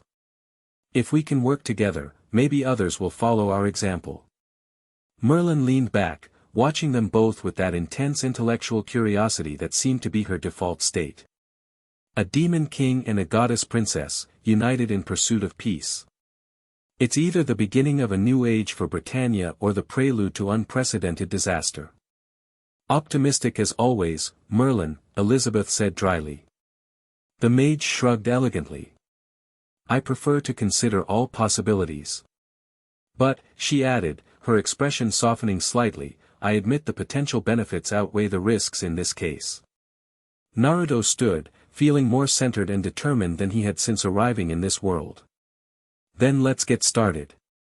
First, I'll meet with the commandments. Then training. And then. He glanced at Elizabeth. Then we figure out how to break your curse. The throne room had been completely restored overnight, the evidence of Naruto's destructive battle with the previous king erased as if it had never happened. The massive chamber now gleamed with polished obsidian and dark marble, illuminated by floating orbs of blue fire. The throne itself had been rebuilt, still imposing, but changed from the grotesque construction of bones and shadow to a simpler, more elegant design of black stone veined with gold. The 10 Commandments stood in formation before the throne, their expressions ranging from barely concealed impatience to cold assessment as Naruto entered, flanked by Merlin and Elizabeth. Esterasa stepped forward, silver hair gleaming in the ethereal light. Your Majesty. We've waited to discuss the redeployment of our forces throughout Britannia. With your ascension, our strategies must be reconsidered. Naruto moved to the throne but remained standing before it rather than sitting. Before we discuss deployments, I want to be clear about my position. The demon clan will no longer target innocent communities or initiate unprovoked attacks against other clans. A stunned silence fell over the room, broken by a harsh laugh from a female commandant with wild red hair. Is this a joke? She demanded. Demons conquer. We rule through fear. That is our purpose. No, Dariari, Naruto replied, drawing on the knowledge he'd absorbed from the previous king to identify her. That was your purpose under the previous regime. Under mine, your purpose is to protect the demon realm and respond to actual threats, not create new enemies through pointless aggression. Dolor, the massive four-armed commandant, stepped forward. You speak of peace with the other clans? I speak of ending a cycle of hatred that's accomplished nothing except endless suffering, Naruto said firmly. I've seen where that path leads. It's a dead end. Gloxinia, a diminutive commandment who Naruto now knew had once been fairy king, floated closer. And what of the goddess clan? He asked, eyes flicking meaningfully to Elizabeth. They've sought our destruction since the beginning. The goddess princess stands with me, Naruto said, gesturing to Elizabeth. Together, we'll work toward ending the ancient conflict between our peoples. Estarosa's cold eyes narrowed. You trust her? His voice held a strange note when he spoke of Elizabeth, something complex that Naruto couldn't quite identify. I do, Naruto replied without hesitation. Then you're a fool, declared another commandment, Zeldris, who Naruto now recognized as the younger son of the previous king. The goddesses cannot be trusted. Their light magic is anathema to our very essence. Yet here stands Elizabeth in the heart of the demon realm, harming no one, Naruto countered. People change. Situations change. Holding on to ancient hatreds keeps us all chained to the past. Chandler, who stood to one side with another elderly demon Naruto assumed must be Cusack, stepped forward. Your Majesty, if I may, your inexperience with the long history of our conflict may be leading you to naive conclusions. The goddess clan's treachery is well documented. As is the demon clan's cruelty, Elizabeth responded calmly. Both sides have committed atrocities. Both sides have reasons to hate and fear the other. This cycle has continued for thousands of years. Isn't that enough? The princess speaks wisdom, Dolor rumbled unexpectedly. I have lived long enough to witness countless battles, countless deaths. What has it gained us except more hatred, more vengeance? Several commandments looked at him in surprise. Dolor had always been one of the more thoughtful among them, but such open support for peace was unexpected. Traitor, hissed Monspeet, a refined-looking commandment who rarely spoke. Would you have us abandon our very nature? Our nature is what we choose it to be, Naruto interjected, drawing all eyes back to him. I was born human, became a vessel for a powerful entity, and now I stand before you as Demon King. Nature isn't fixed, it evolves. Silence fell as the commandments considered his words. Naruto could sense the division among them, some intrigued by the new direction, others resistant to any change in the status quo. Finally, Zeldris spoke again, his voice cold but controlled. You are Demon King by right of conquest and power transference. That much is undeniable. But you cannot expect millennia of conflict to end simply because you wish it so. I don't, Naruto acknowledged. I expect it to be difficult, complicated, and full of setbacks. But that doesn't make it any less worth doing. Fine words, Estarosa said, his expression unreadable. But words alone mean nothing. What do you propose, concretely? Naruto looked to Merlin, who stepped forward, her commanding presence drawing the attention of all present. A summit, she suggested. Representatives from all clans, meeting on neutral territory to discuss terms for a lasting peace. As both a member of the 7 deadly sins and an advisor to the new Demon King, I can serve as intermediary. Absurd, Cusack declared, speaking for the first time. The supreme deity would never agree to such a meeting. She might, Elizabeth countered, if I request it. Despite our differences, I am still her daughter. And the fairy king and giant queen? Gloxinia asked, something like hope flickering in his eyes before being quickly suppressed. Both have expressed openness to peace in the past, Merlin confirmed. With the right assurances, they would attend. Naruto looked at each commandment in turn. This is the path forward I'm choosing. You can help make it succeed, or you can resist and be left behind. But understand this, I won't continue a pointless war just because it's what's always been done before. The authority in his voice, backed by the considerable power that now flowed through him, seemed to have an impact. Even the most skeptical commandments straightened slightly, responding instinctively to the will of their king. We will need time to consider these changes, Zeldris said finally, clearly speaking for the group. And to observe whether your approach brings strength or weakness to our clan. Fair enough, Naruto agreed. Consider all you want. But my decision stands. Esterasa studied Naruto for a long moment, that unreadable expression still on his face. You're either going to usher in a new golden age for all of Britannia, he said finally, or you're going to get us all killed. Either way, it won't be boring. With that ambiguous statement, he turned and strode from the throne room, several other commandments following. Zeldris lingered, his eyes moving from Naruto to Elizabeth and back. My brother died trying to change things, he said quietly. Be careful you don't meet the same fate. Before Naruto could respond, the demon vanished in a blur of speed, leaving only Dolor and Gloxinia still standing before the throne. Your path is dangerous, Dolor said, his four massive arms crossing over his chest. But it has merit. I will observe with interest. As will I, Gloxinia added. Some of us remember what it was like before the Eternal War. If there's even a chance to return to that time. They departed with more courtesy than their companions, leaving Naruto alone with Merlin, Elizabeth, and the two demon masters. Well, Cusack said dryly, you've certainly made an impression, Your Majesty. Was that good or bad? Naruto asked, finally allowing himself to sit on the throne. The stone was cool beneath him, but strangely comfortable, as if it molded itself to his form. Both, Chandler replied. You've established your authority, which is good. But you've also announced a radical change in policy that many will resist, which is potentially disastrous. We knew this wouldn't be easy, Merlin reminded them. Revolution never is. Elizabeth moved to stand beside the throne, her ethereal presence somehow balancing the darkness of the chamber. The important thing is that some of them seemed open to the possibility. Dolor and Gloxinia especially. Those two have always been different, Cusack admitted reluctantly.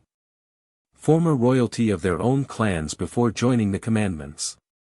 They remember a time before the conflict consumed everything.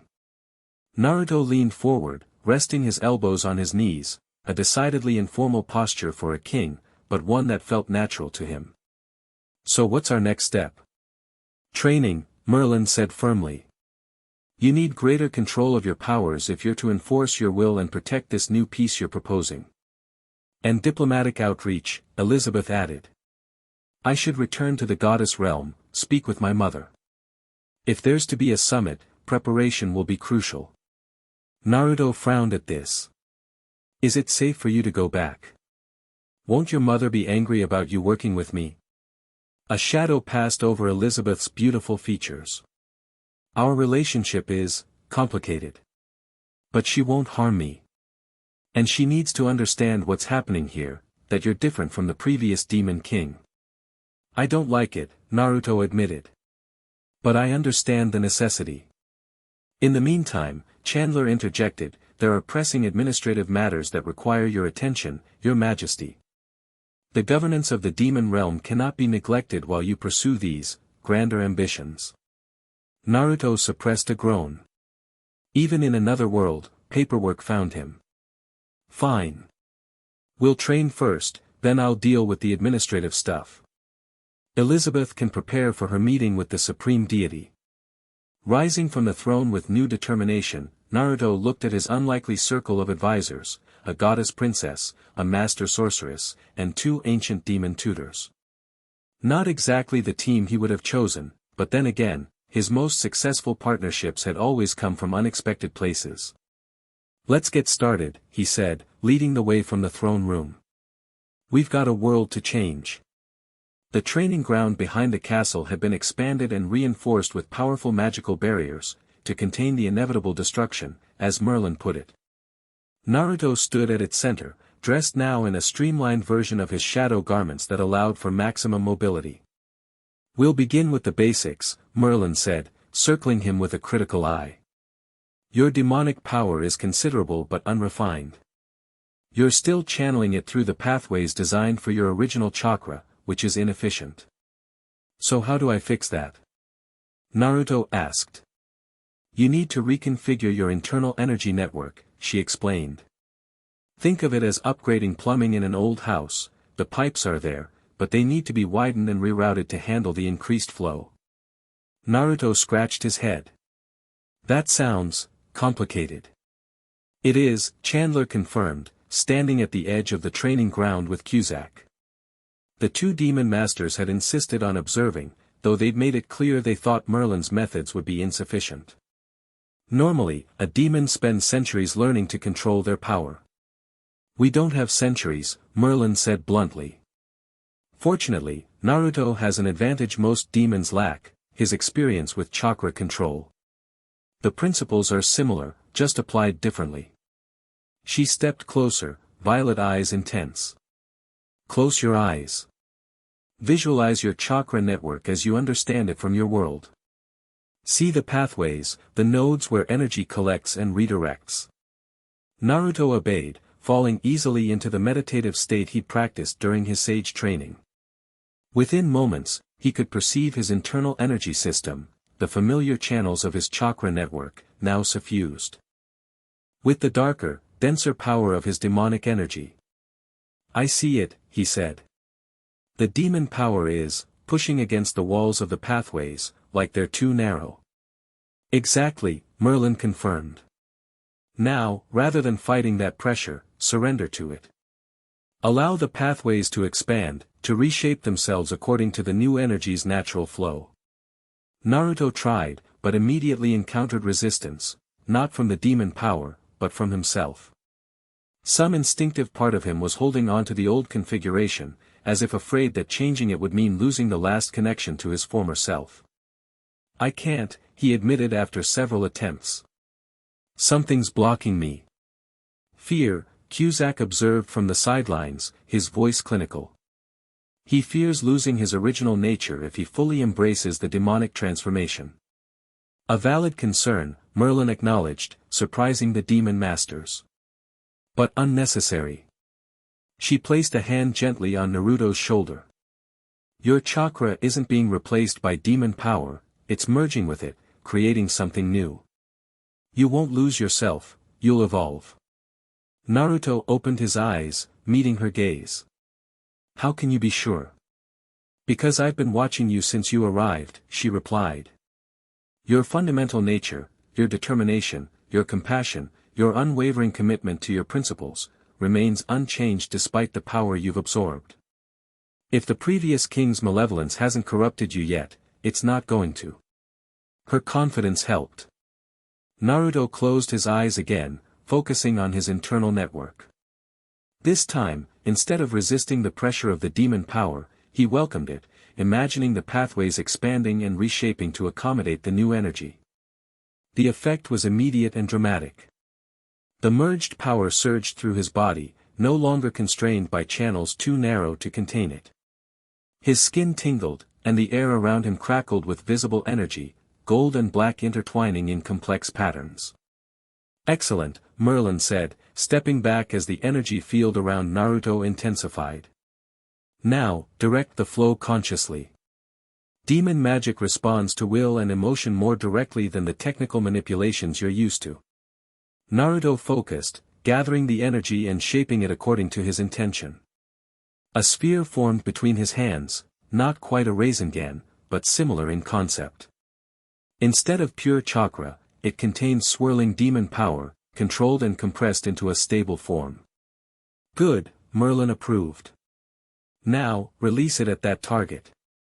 She gestured to a reinforced stone pillar at the far end of the training ground. Naruto extended his hands, willing the sphere to launch forward. It shot across the field faster than he'd anticipated, striking the pillar with devastating force. Instead of drilling through as a Rasengan would have, it exploded on impact, completely obliterating the target and creating a shockwave that rippled across the entire training ground. Perhaps a bit too much power, Chandler commented dryly as dust settled around them. Control will come with practice, Merlin said. The important thing is that he's now channeling the energy properly. She turned to Naruto, who was staring at the destruction with a mixture of awe and concern. How did that feel? Different, he admitted. With chakra, I have to shape and maintain each technique consciously. This felt more like pointing and releasing. Less precision, more raw force. That's the nature of demon magic, Cusack explained, stepping forward. It's an extension of will and emotion rather than technical skill. The previous king could reshape reality with a thought when his rage was at its peak. I don't want that kind of power, Naruto said firmly. I need control, not just destruction. Then you must learn to temper force with finesse, Merlin advised.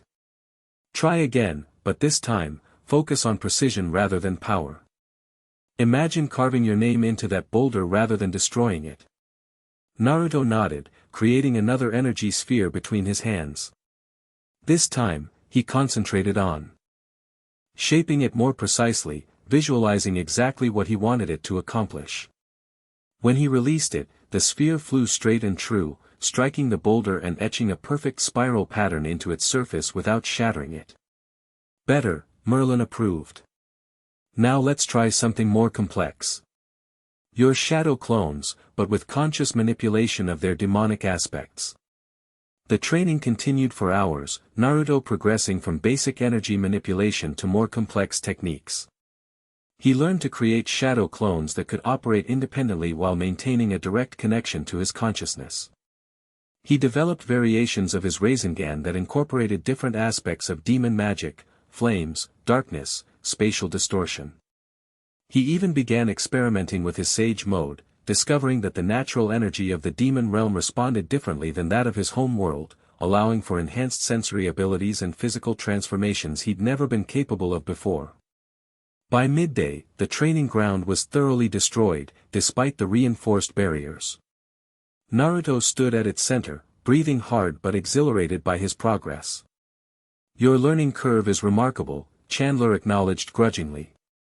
Most demons take decades to achieve the control you've managed in hours. Indeed, Cusack agreed. You retain the adaptability of a human while wielding the power of a demon. An unusual combination, but effective. Naruto wiped sweat from his brow.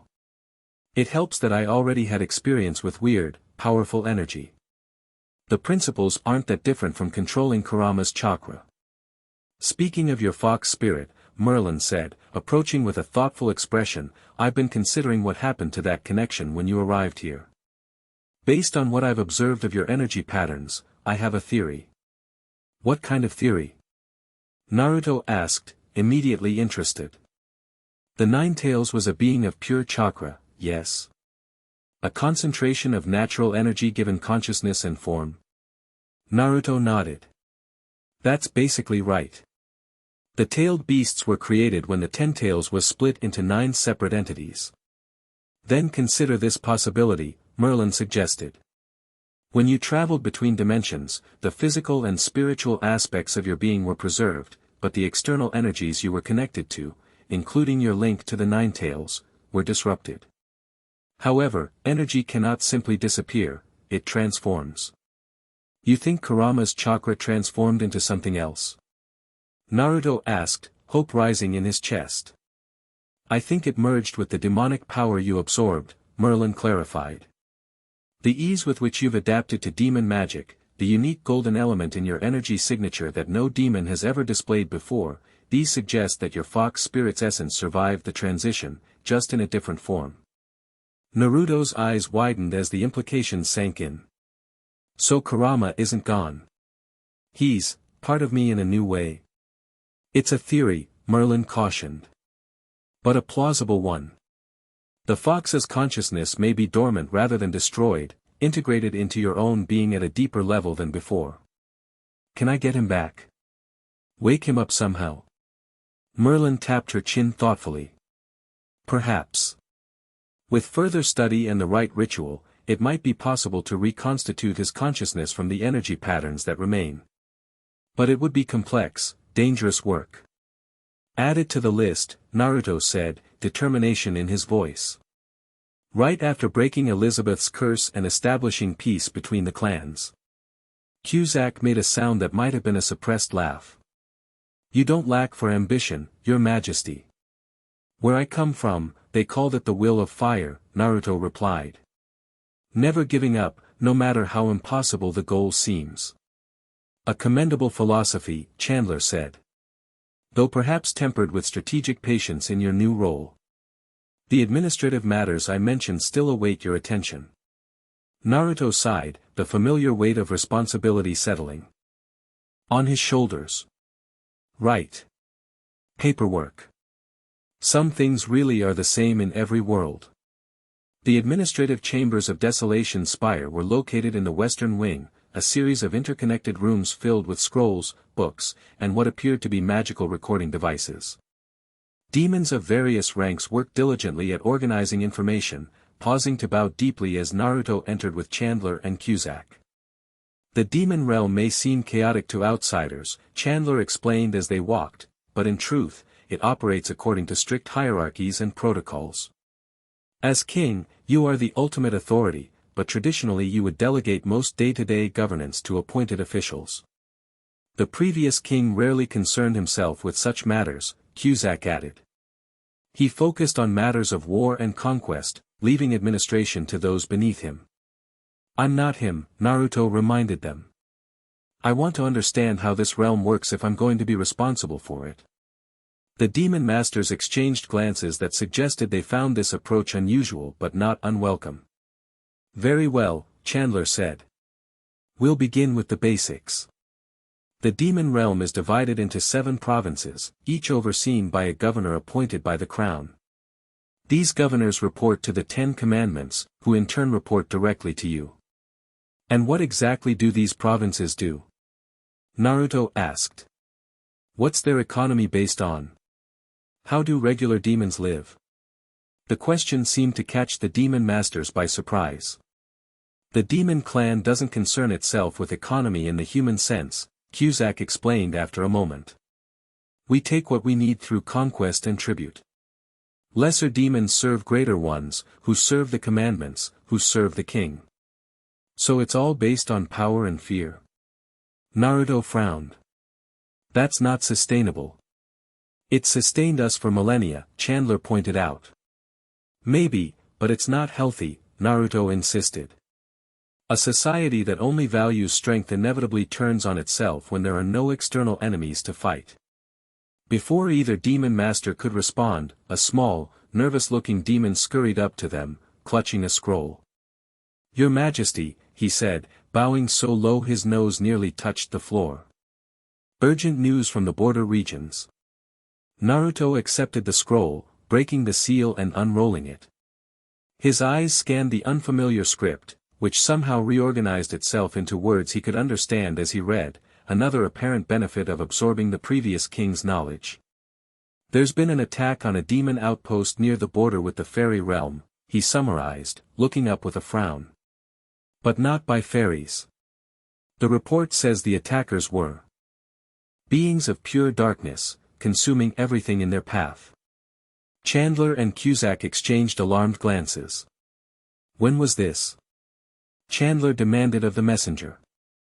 The report arrived moments ago, Master Chandler. The attack occurred yesterday at dusk. Yesterday? Naruto repeated. Why are we only hearing about it now? The outpost was remote, Cusack explained. And if these beings are what I suspect, they may have disrupted normal magical communications. What do you suspect they are? Naruto pressed. The demon masters shared another look before Chandler spoke gravely. If the description is accurate, they may be void wraiths, creatures from purgatory that occasionally find ways to breach the barriers between realms. They're rare but extremely dangerous, they consume magic itself and grow stronger with each victim. This is no minor border skirmish, Cusack added.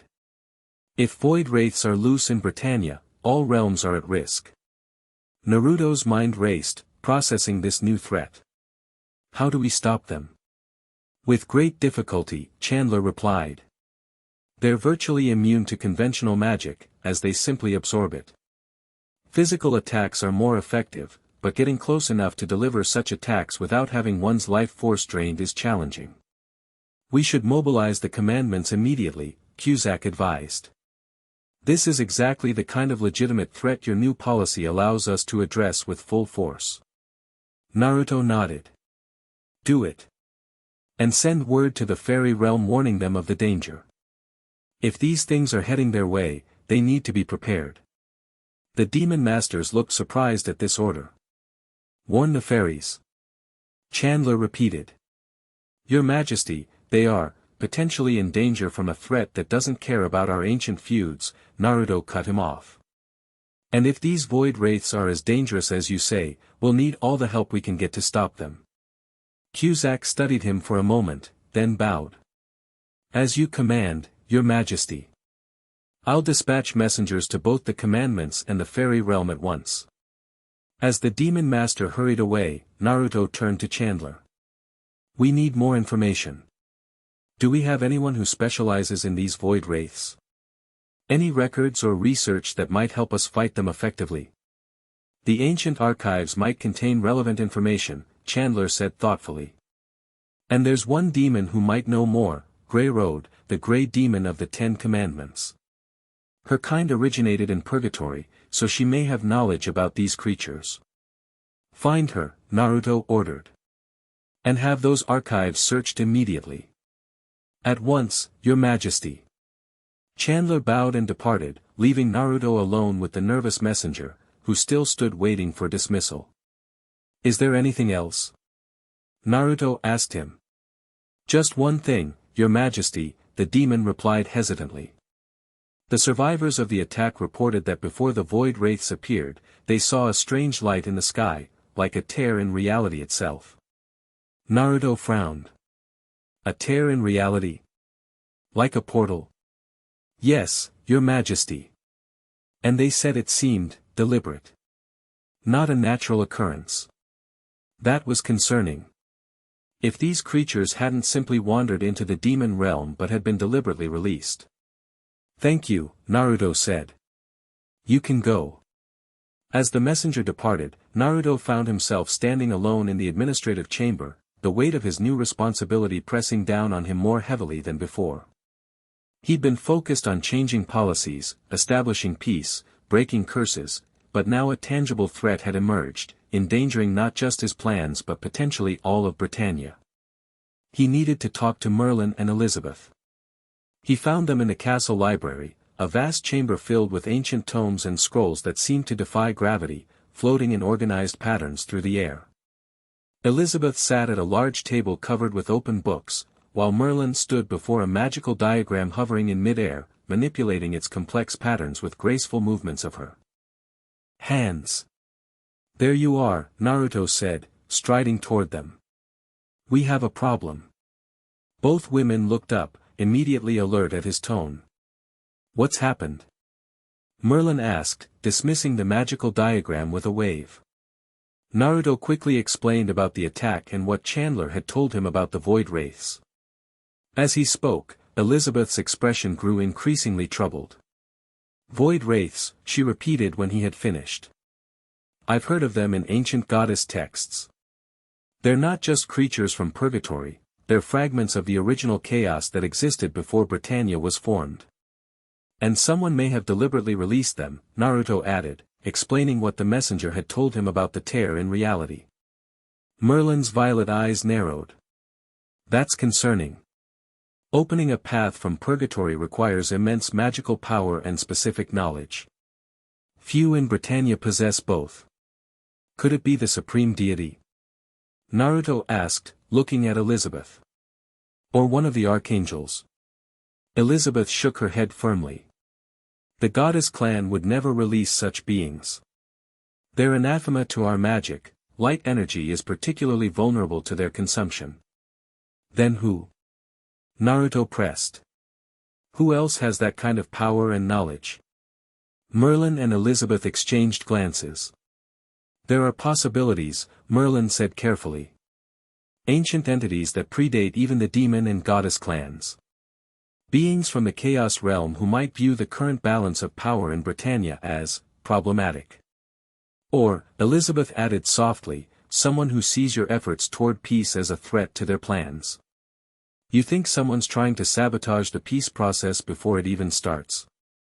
Naruto asked, the idea striking him as both infuriating and all too plausible.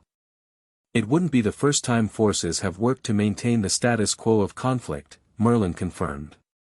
War benefits certain parties, scavengers who feed on destruction, collectors who hoard artifacts from fallen civilizations, entities whose power grows with chaos and suffering. Naruto's jaw set with determination. Well, they picked the wrong demon king to mess with. I didn't come this far, in my world or this one, to let some shadow manipulators ruin a chance for peace. What do you intend to do?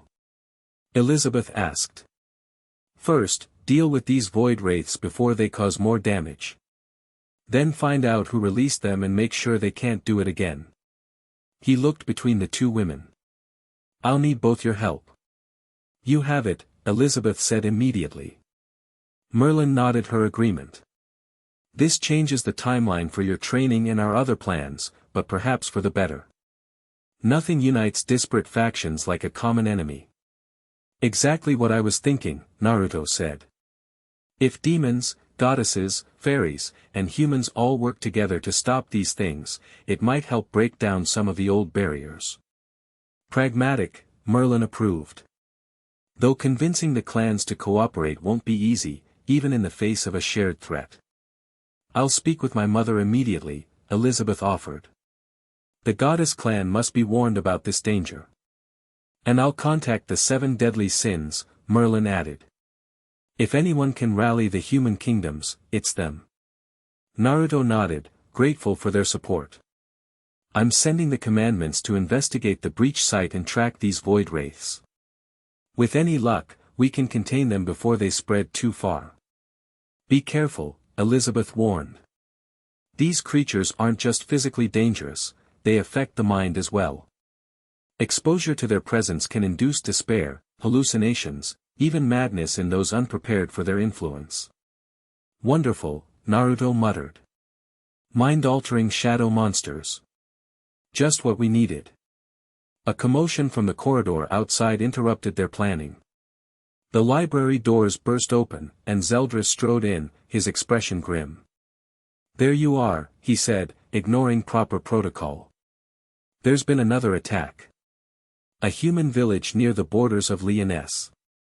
Completely destroyed, no survivors. Naruto's stomach dropped. The void wraiths? Yes. And they're moving fast, faster than should be possible. It's as if they're being directed. Zeldris's dark eyes flicked to Elizabeth with suspicion. Interestingly, they seem to be avoiding goddess territories entirely. Elizabeth straightened, silver eyes flashing. If you're implying the goddess clan is responsible, I'm stating facts, Zeldris cut her off coldly. Draw your own conclusions. Enough, Naruto said firmly. Pointing fingers doesn't help anyone right now. We need to focus on stopping these things before more innocent people die. Zeldris's attention returned to Naruto, a hint of reluctant respect in his expression. The commandments are gathering as ordered.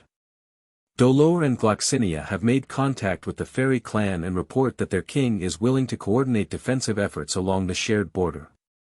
Good, Naruto said, somewhat surprised at this quick progress. Any word on how to fight these creatures effectively? Grey Road says conventional magic is useless against them, but pure physical force can harm them. And there may be one type of magic they can't absorb, combined light and dark energy, merged into a single attack. Combined light and dark. Naruto repeated, looking between Elizabeth and himself. Like what would happen if a demon and goddess worked together? Theoretically, Zeldris acknowledged. But such cooperation is unprecedented and likely impossible to achieve in practice. The energies naturally repel each other. Merlin stepped forward, her expression thoughtful. Not necessarily impossible. Naruto's unique nature, his merged chakra and demon power, might serve as a bridge, allowing for stable combination with goddess light magic. Naruto turned to Elizabeth. Could it work? Could we combine our powers somehow? The goddess princess considered this, silver eyes studying him intently. Perhaps. My light magic would normally be anathema to demon energy, but your chakra might indeed serve as a buffer, allowing the energies to merge rather than conflict. Then that's our plan, Naruto decided. Zeldris, have the commandments focus on containing these void wraiths, keeping them away from populated areas. Elizabeth, Merlin, and I will work on developing a combined attack that can destroy them permanently. Zeldris looked like he wanted to argue but finally nodded. As you command. But we should move quickly. Based on their current path, the wraiths will reach the capital of Lyonesse within 3 days. After the commandment had departed, Naruto turned back to his companions. 3 days to figure out how to combine goddess and demon magic in a way that's never been done before. No pressure. Actually, Merlin said, a small smile playing at her lips, it's not entirely without precedent. 3,000 years ago, during the ancient war, there was one recorded instance of demon and goddess powers being successfully merged. Elizabeth's eyes widened. Meliodas and I, she whispered. During the final battle, when we tried to stop our parents from destroying each other. Exactly, Merlin confirmed. The records are fragmentary, but they describe a perfect fusion of light and darkness, creating a power that transcended both. And what happened? Naruto asked. Elizabeth's expression clouded with ancient grief. It worked, briefly. But the supreme deity and demon king combined their powers in turn, overwhelming us. That's when they cursed us, the punishment for our defiance and for proving that demons and goddesses could indeed work together. So it is possible, Naruto said, focusing on the important point. We just need to figure out how you two did it. Elizabeth shook her head. It wasn't a technique we developed or practiced. It happened spontaneously, in a moment of perfect synchronicity between us. Her cheeks colored slightly. We were deeply connected, emotionally and spiritually. Ah, Naruto said, understanding the implication. So we'd need that kind of connection to make it work. Not necessarily, Merlin interjected. What Elizabeth and Meliodas achieved through their bond, we might replicate through precise magical engineering. Your unique energy signature, Naruto, already contains elements that should be compatible with goddess magic. And I've had 3,000 years of experience with my powers, Elizabeth added. I understand light magic in ways I didn't back then. Then let's get started, Naruto said. We've got 3 days to save Lyonesse and figure out who's behind this whole mess. The next 2 days passed in a blur of intense training and experimentation. Naruto, Elizabeth, and Merlin worked tirelessly in a specially reinforced chamber beneath the castle, attempting to create a stable fusion of light and dark energies. The process was challenging and frequently explosive. The inherent opposition between goddess and demon power meant that their initial attempts resulted in violent rejections, bursts of chaotic energy that destroyed their testing apparatus and occasionally parts of the chamber itself. This isn't working, Naruto said in frustration after a particularly spectacular failure had left them all singed and breathless. We're trying to force these energies together when they naturally want to annihilate each other. Perhaps we're approaching this from the wrong angle, Merlin suggested, brushing debris from her shoulders with elegant fingers. Instead of trying to merge the energies directly, what if we created a third form that could contain both? Elizabeth looked intrigued. Like a vessel that could hold both light and darkness without allowing them to clash. Exactly. Something that embodies balance rather than favoring either extreme. Merlin turned to Naruto. Your chakra might serve as that vessel. It's neither inherently light nor dark, but capable of channeling both. So I'd basically be a container for both our powers? Naruto asked.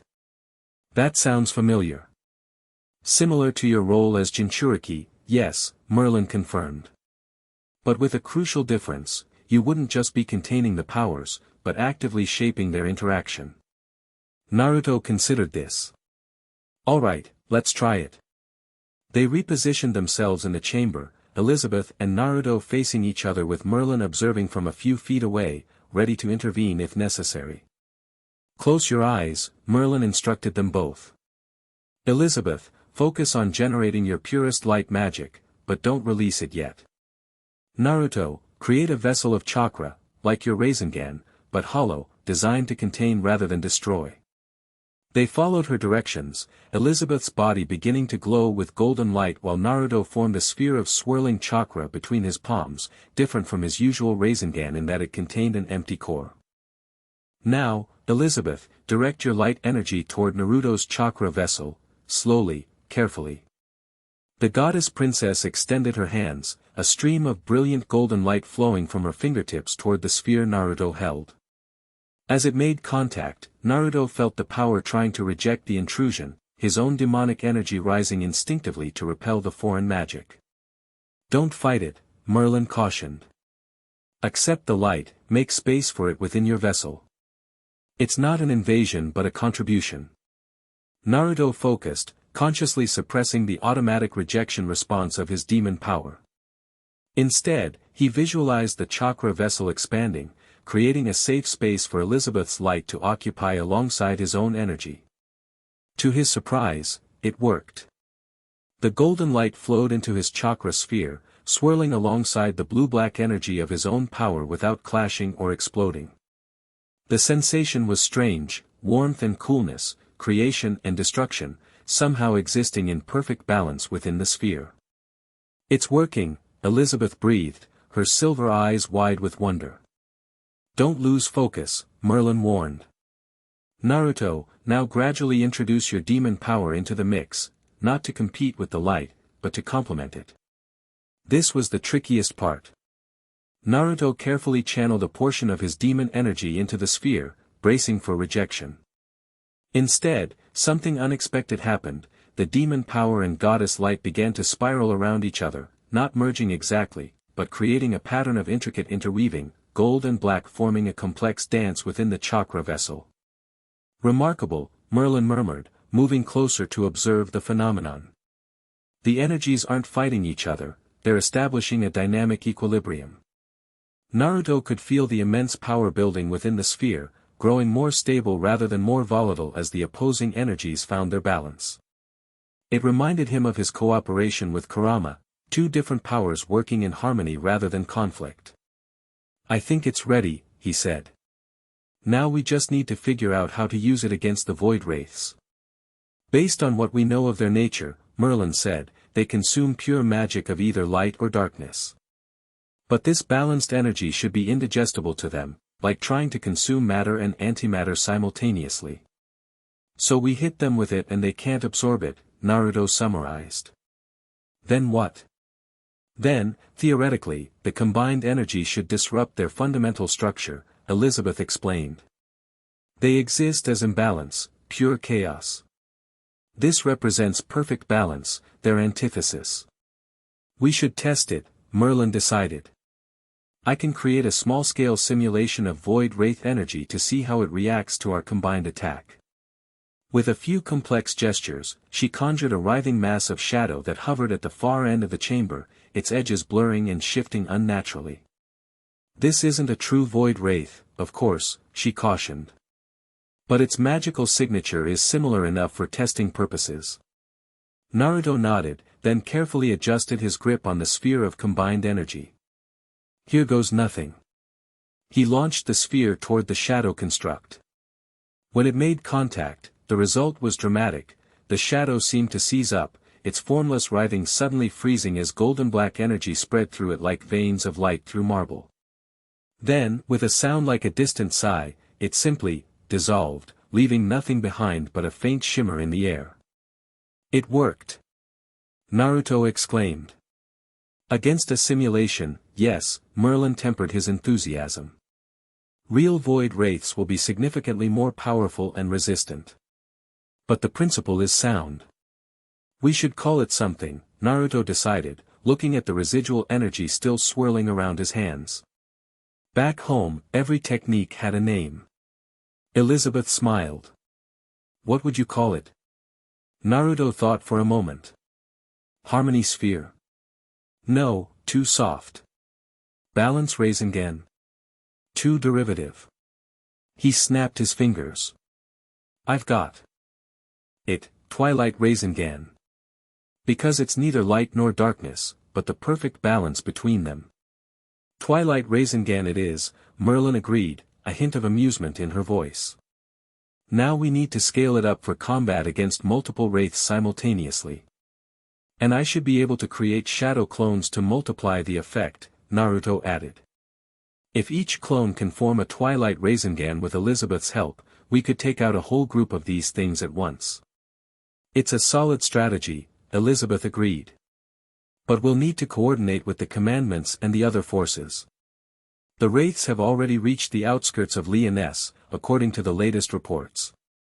Then we leave at dawn, Naruto decided.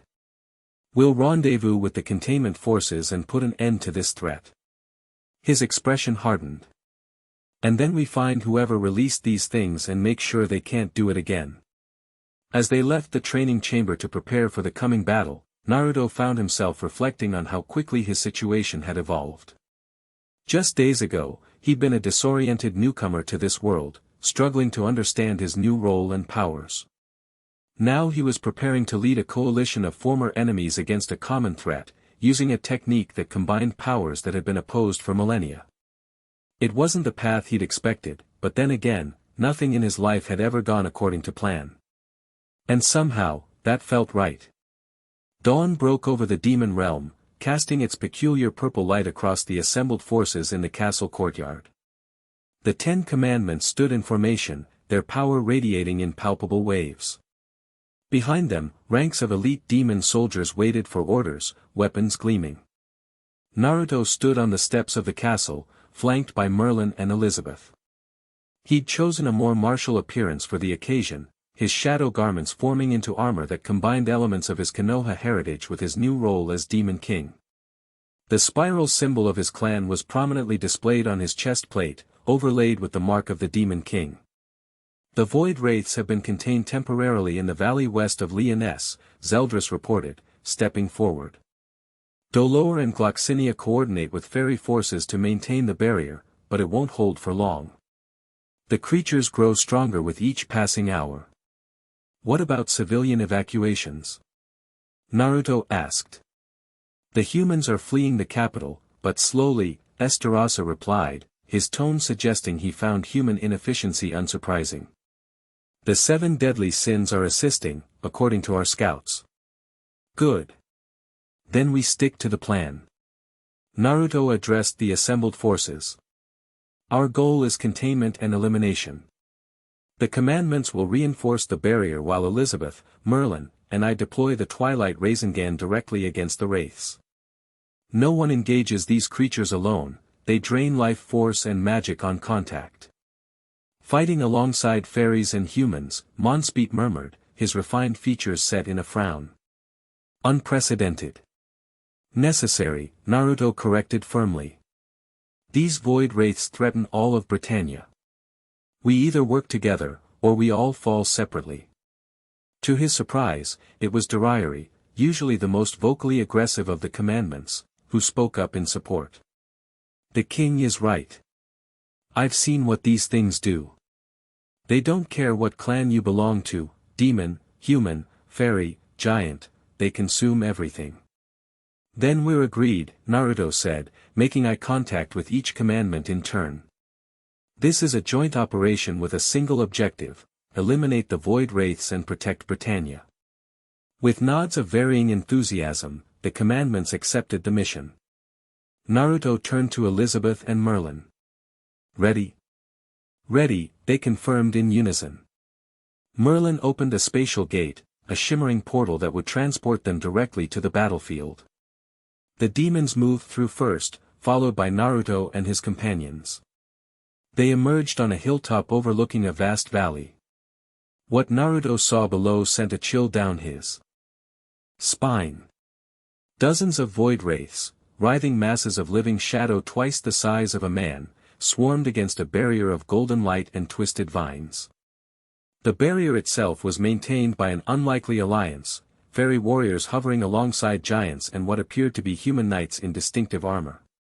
The 7 deadly sins, Merlin identified, pointing to the knights. My comrades. And there's King Gloxinia, Elizabeth added, indicating a diminutive figure with butterfly wings directing fairy forces. It seems some alliances have formed out of necessity even without our intervention. Naruto nodded, pleased but focused on the immediate threat. Let's reinforce that barrier before it falls. They descended swiftly, the commandment spreading out to strategic positions around the valley's perimeter. As they approached the barrier, the defenders turned in alarm at the arrival of demon forces, only to pause in confusion at the sight of Naruto, the Demon King, arriving alongside a goddess princess. A massive man with spiky orange hair stepped forward, a giant war axe slung over his shoulder. His eyes widened at the sight of Merlin. "About time you showed up," he called out gruffly. "We've been holding these things back for hours." "Always impatient, Ban," Merlin replied with a slight smile. "May I present Naruto Uzumaki, the new Demon King, and Princess Elizabeth of the Goddess clan." The man, Ban, looked between them skeptically. "New Demon King? Working with a goddess? Now I've seen everything." Explanations later, Naruto said, assessing the deteriorating barrier. "Right now, we need to reinforce your containment and then eliminate these wraiths." A young man with blonde hair and green eyes approached, his expression serious but curious. "I'm Meliodas, captain of the 7 deadly sins. Any help is welcome at this point, these things just keep getting stronger." Elizabeth froze at the sight of him, her silver eyes wide with emotion.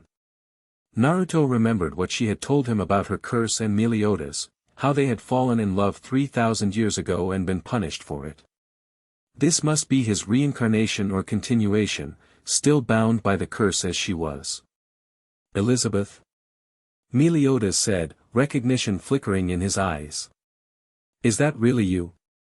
"Yes," she replied softly. "It's been a long time, Meliodas." The moment between them was palpable, centuries of history and emotion condensed into a single exchange of glances. But there was no time for reunions. A section of the barrier suddenly flared and dimmed, void wraiths pushing against the weakened point. "We need to move now," Naruto decided. "Elizabeth, are you ready?" She tore her gaze from Meliodas, visibly composing herself. "Yes. The Twilight Rasengan should work as we planned." "Twilight what now?" Ban asked. "Just watch," Naruto replied. He formed the hand sign for his signature technique. Shadow Clone Jutsu. 20 perfect copies of Naruto appeared in puffs of smoke, surrounding the original in a formation that had the 7 deadly sins and other defenders staring in amazement. "What manner of magic is this?" asked a floating fairy with a spear. "King," Naruto guessed from Merlin's descriptions. "Not magic," Naruto explained. "A technique from my world. Now, Elizabeth, just like we practiced." The goddess princess nodded, closing her eyes in concentration. Her body began to glow with golden light, power radiating from her in waves that seemed to brighten the very air around her. As planned, she directed streams of this light energy toward Naruto and each of his clones simultaneously. Every Naruto formed a chakra vessel, accepting Elizabeth's light and mixing it with his own demonic power. Within moments, each held a swirling sphere of perfectly balanced energy, gold and black intertwined in complex patterns, neither overwhelming the other. "Twilight Rasengan," Naruto announced, the sphere in his hand pulsing with contained power. "Ready on my mark." Merlin stepped forward, her hands weaving complex patterns in the air. "I'll create openings in the barrier. Strike precisely and quickly, we don't want any wraiths escaping the containment." With a gesture from Merlin, small portals opened in the barrier, just large enough for Naruto's clones to target the wraiths beyond. The timing would have to be perfect. "Now!" Naruto commanded. He and his clones leapt forward in perfect synchronization, each aiming for a different wraith through the momentary openings. The Twilight Rasengan made contact with the shadowy creatures, and the effect was immediate and dramatic.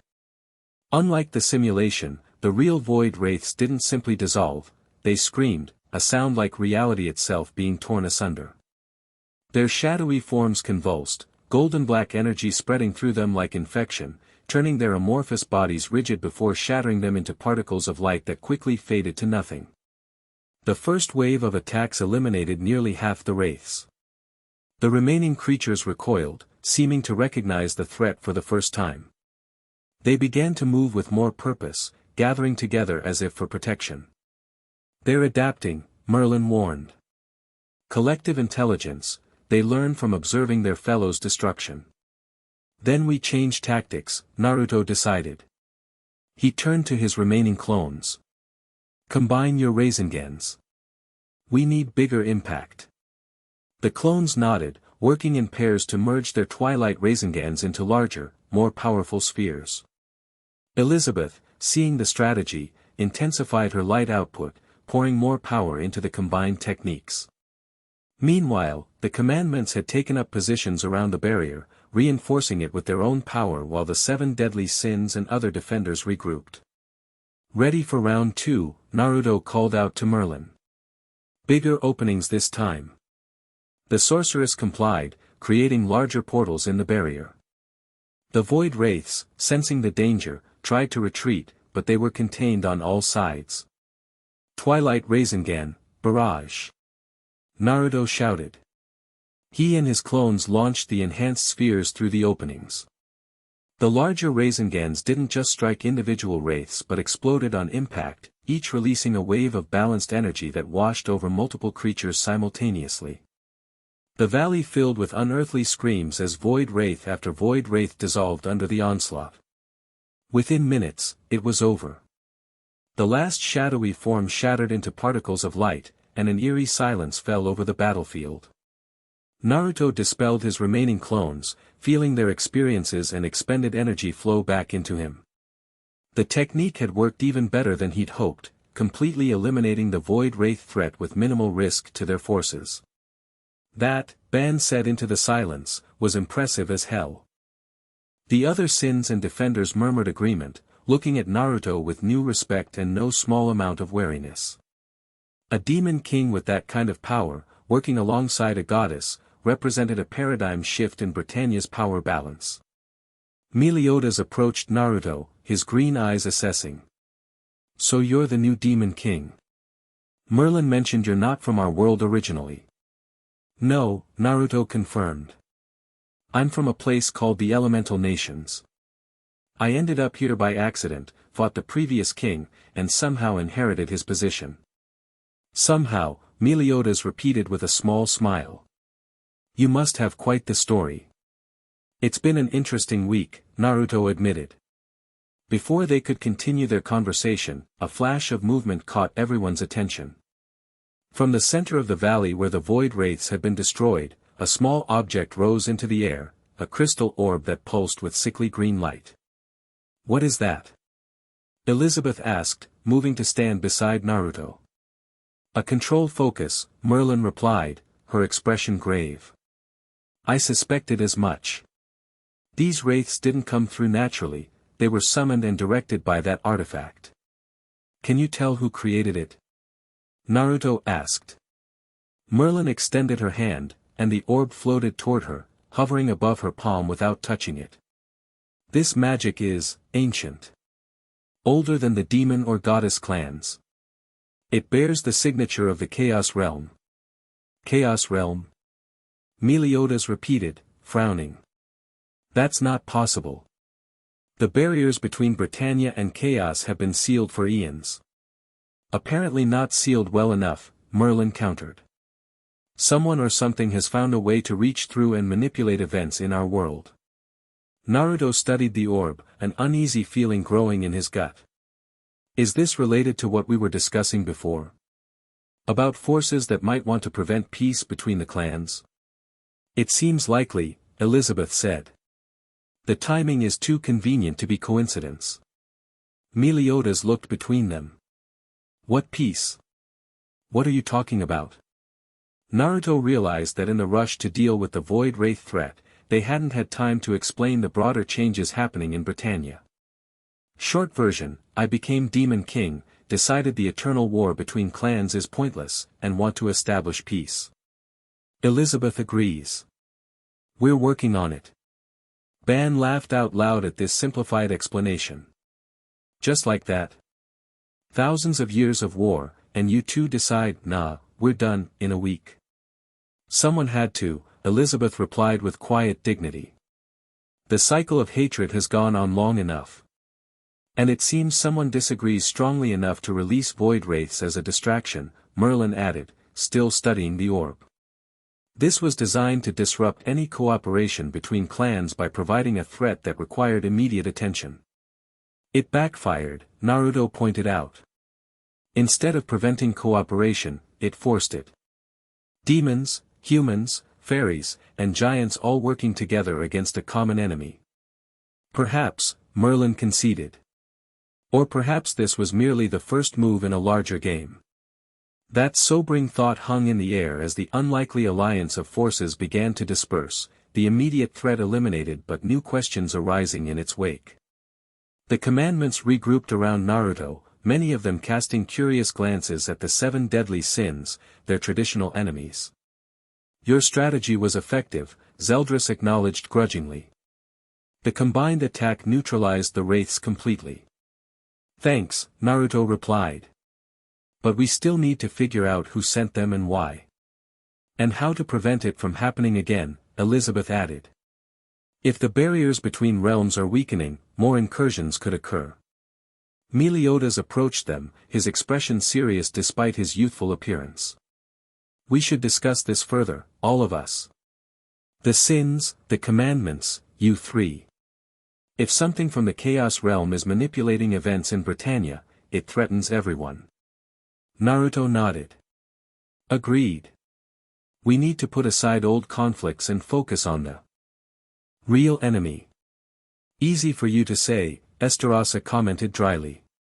You haven't spent millennia fighting these people. No, Naruto conceded. But I've spent my life watching cycles of hatred destroy everything good.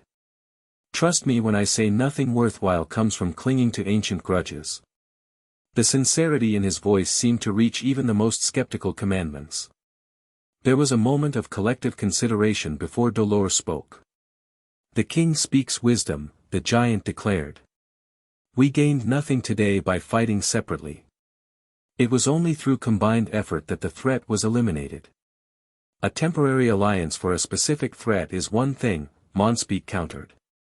Permanent peace is quite another. One step at a time, Naruto said pragmatically. For now, let's focus on the immediate issue, figuring out who sent these wraiths and stopping them from trying again. With that goal established, the unlikely alliance began to organize. Merlin, Zeldris, and King would study the control orb, trying to trace its origin. Naruto, Elizabeth, and Meliodas would coordinate the broader defensive strategy in case of further incursions. The remaining sins and commandments would monitor the borders between realms for any signs of new breaches. As the groups dispersed to their assigned tasks, Elizabeth drew Naruto aside. There's something I need to tell you, she said quietly. About Meliodas. I figured there would be, Naruto replied. The way you two looked at each other, there's obviously history there. More than you know, Elizabeth said. He's the other half of my curse, doomed to watch me die and be reborn repeatedly. And he's... She hesitated. He's the son of the previous demon king. Your predecessor. Naruto's eyes widened at this revelation. So he's technically what, my stepson? The absurdity of the situation drew a small laugh from Elizabeth despite the seriousness of their conversation. In a manner of speaking, I suppose he is. Though he's thousands of years older than you. Demon royal family dynamics are complicated, Naruto muttered. So what does this mean for our plans? For breaking your curse? I don't know, she admitted. But having Meliodas involved changes things. He's been searching for a way to break our curse for 3,000 years. His knowledge could be invaluable. Naruto nodded thoughtfully. Then we bring him into our confidence. The more allies we have, the better our chances of success, both against whatever sent those wraiths and in breaking your curse. Elizabeth's silver eyes held his, something warm and grateful in their depths. Thank you, Naruto. For everything you're doing, for me, for Britannia, for peace. I never expected to find such an ally when I first sensed the change in the demon realm. Where I come from, Naruto replied with a small smile, I was known for surprising people. Glad to see that hasn't changed in this world. As they rejoined the others, Naruto couldn't help feeling that despite the threat they just faced, or perhaps because of it, they'd taken a significant step forward. Demons and humans working together, a goddess and a demon king combining their powers, ancient enemies finding common ground against a shared threat. It wasn't peace yet, but it was a beginning. And beginnings, Naruto had learned throughout his life, were often the hardest part. The aftermath of the Void Wraith battle brought significant changes to Britannia. Word spread quickly of the unprecedented alliance, demons fighting alongside humans, fairies, and giants, led by a new demon king who worked in harmony with a goddess princess. Reactions varied wildly. Some saw hope in this new cooperation, a chance to end millennia of conflict. Others viewed it with suspicion or outright hostility, believing it to be a trick or a sign of weakness. But none could deny that something fundamental had shifted in the balance of power that had defined their world for so long. 3 days after the battle, Naruto found himself in a situation he never could have imagined, hosting a summit meeting in Desolation Spire, with representatives from all the major clans and kingdoms gathered in the newly renovated Grand Hall. The 10 Commandments stood along one wall, still uncomfortable with the arrangement but following their king's lead.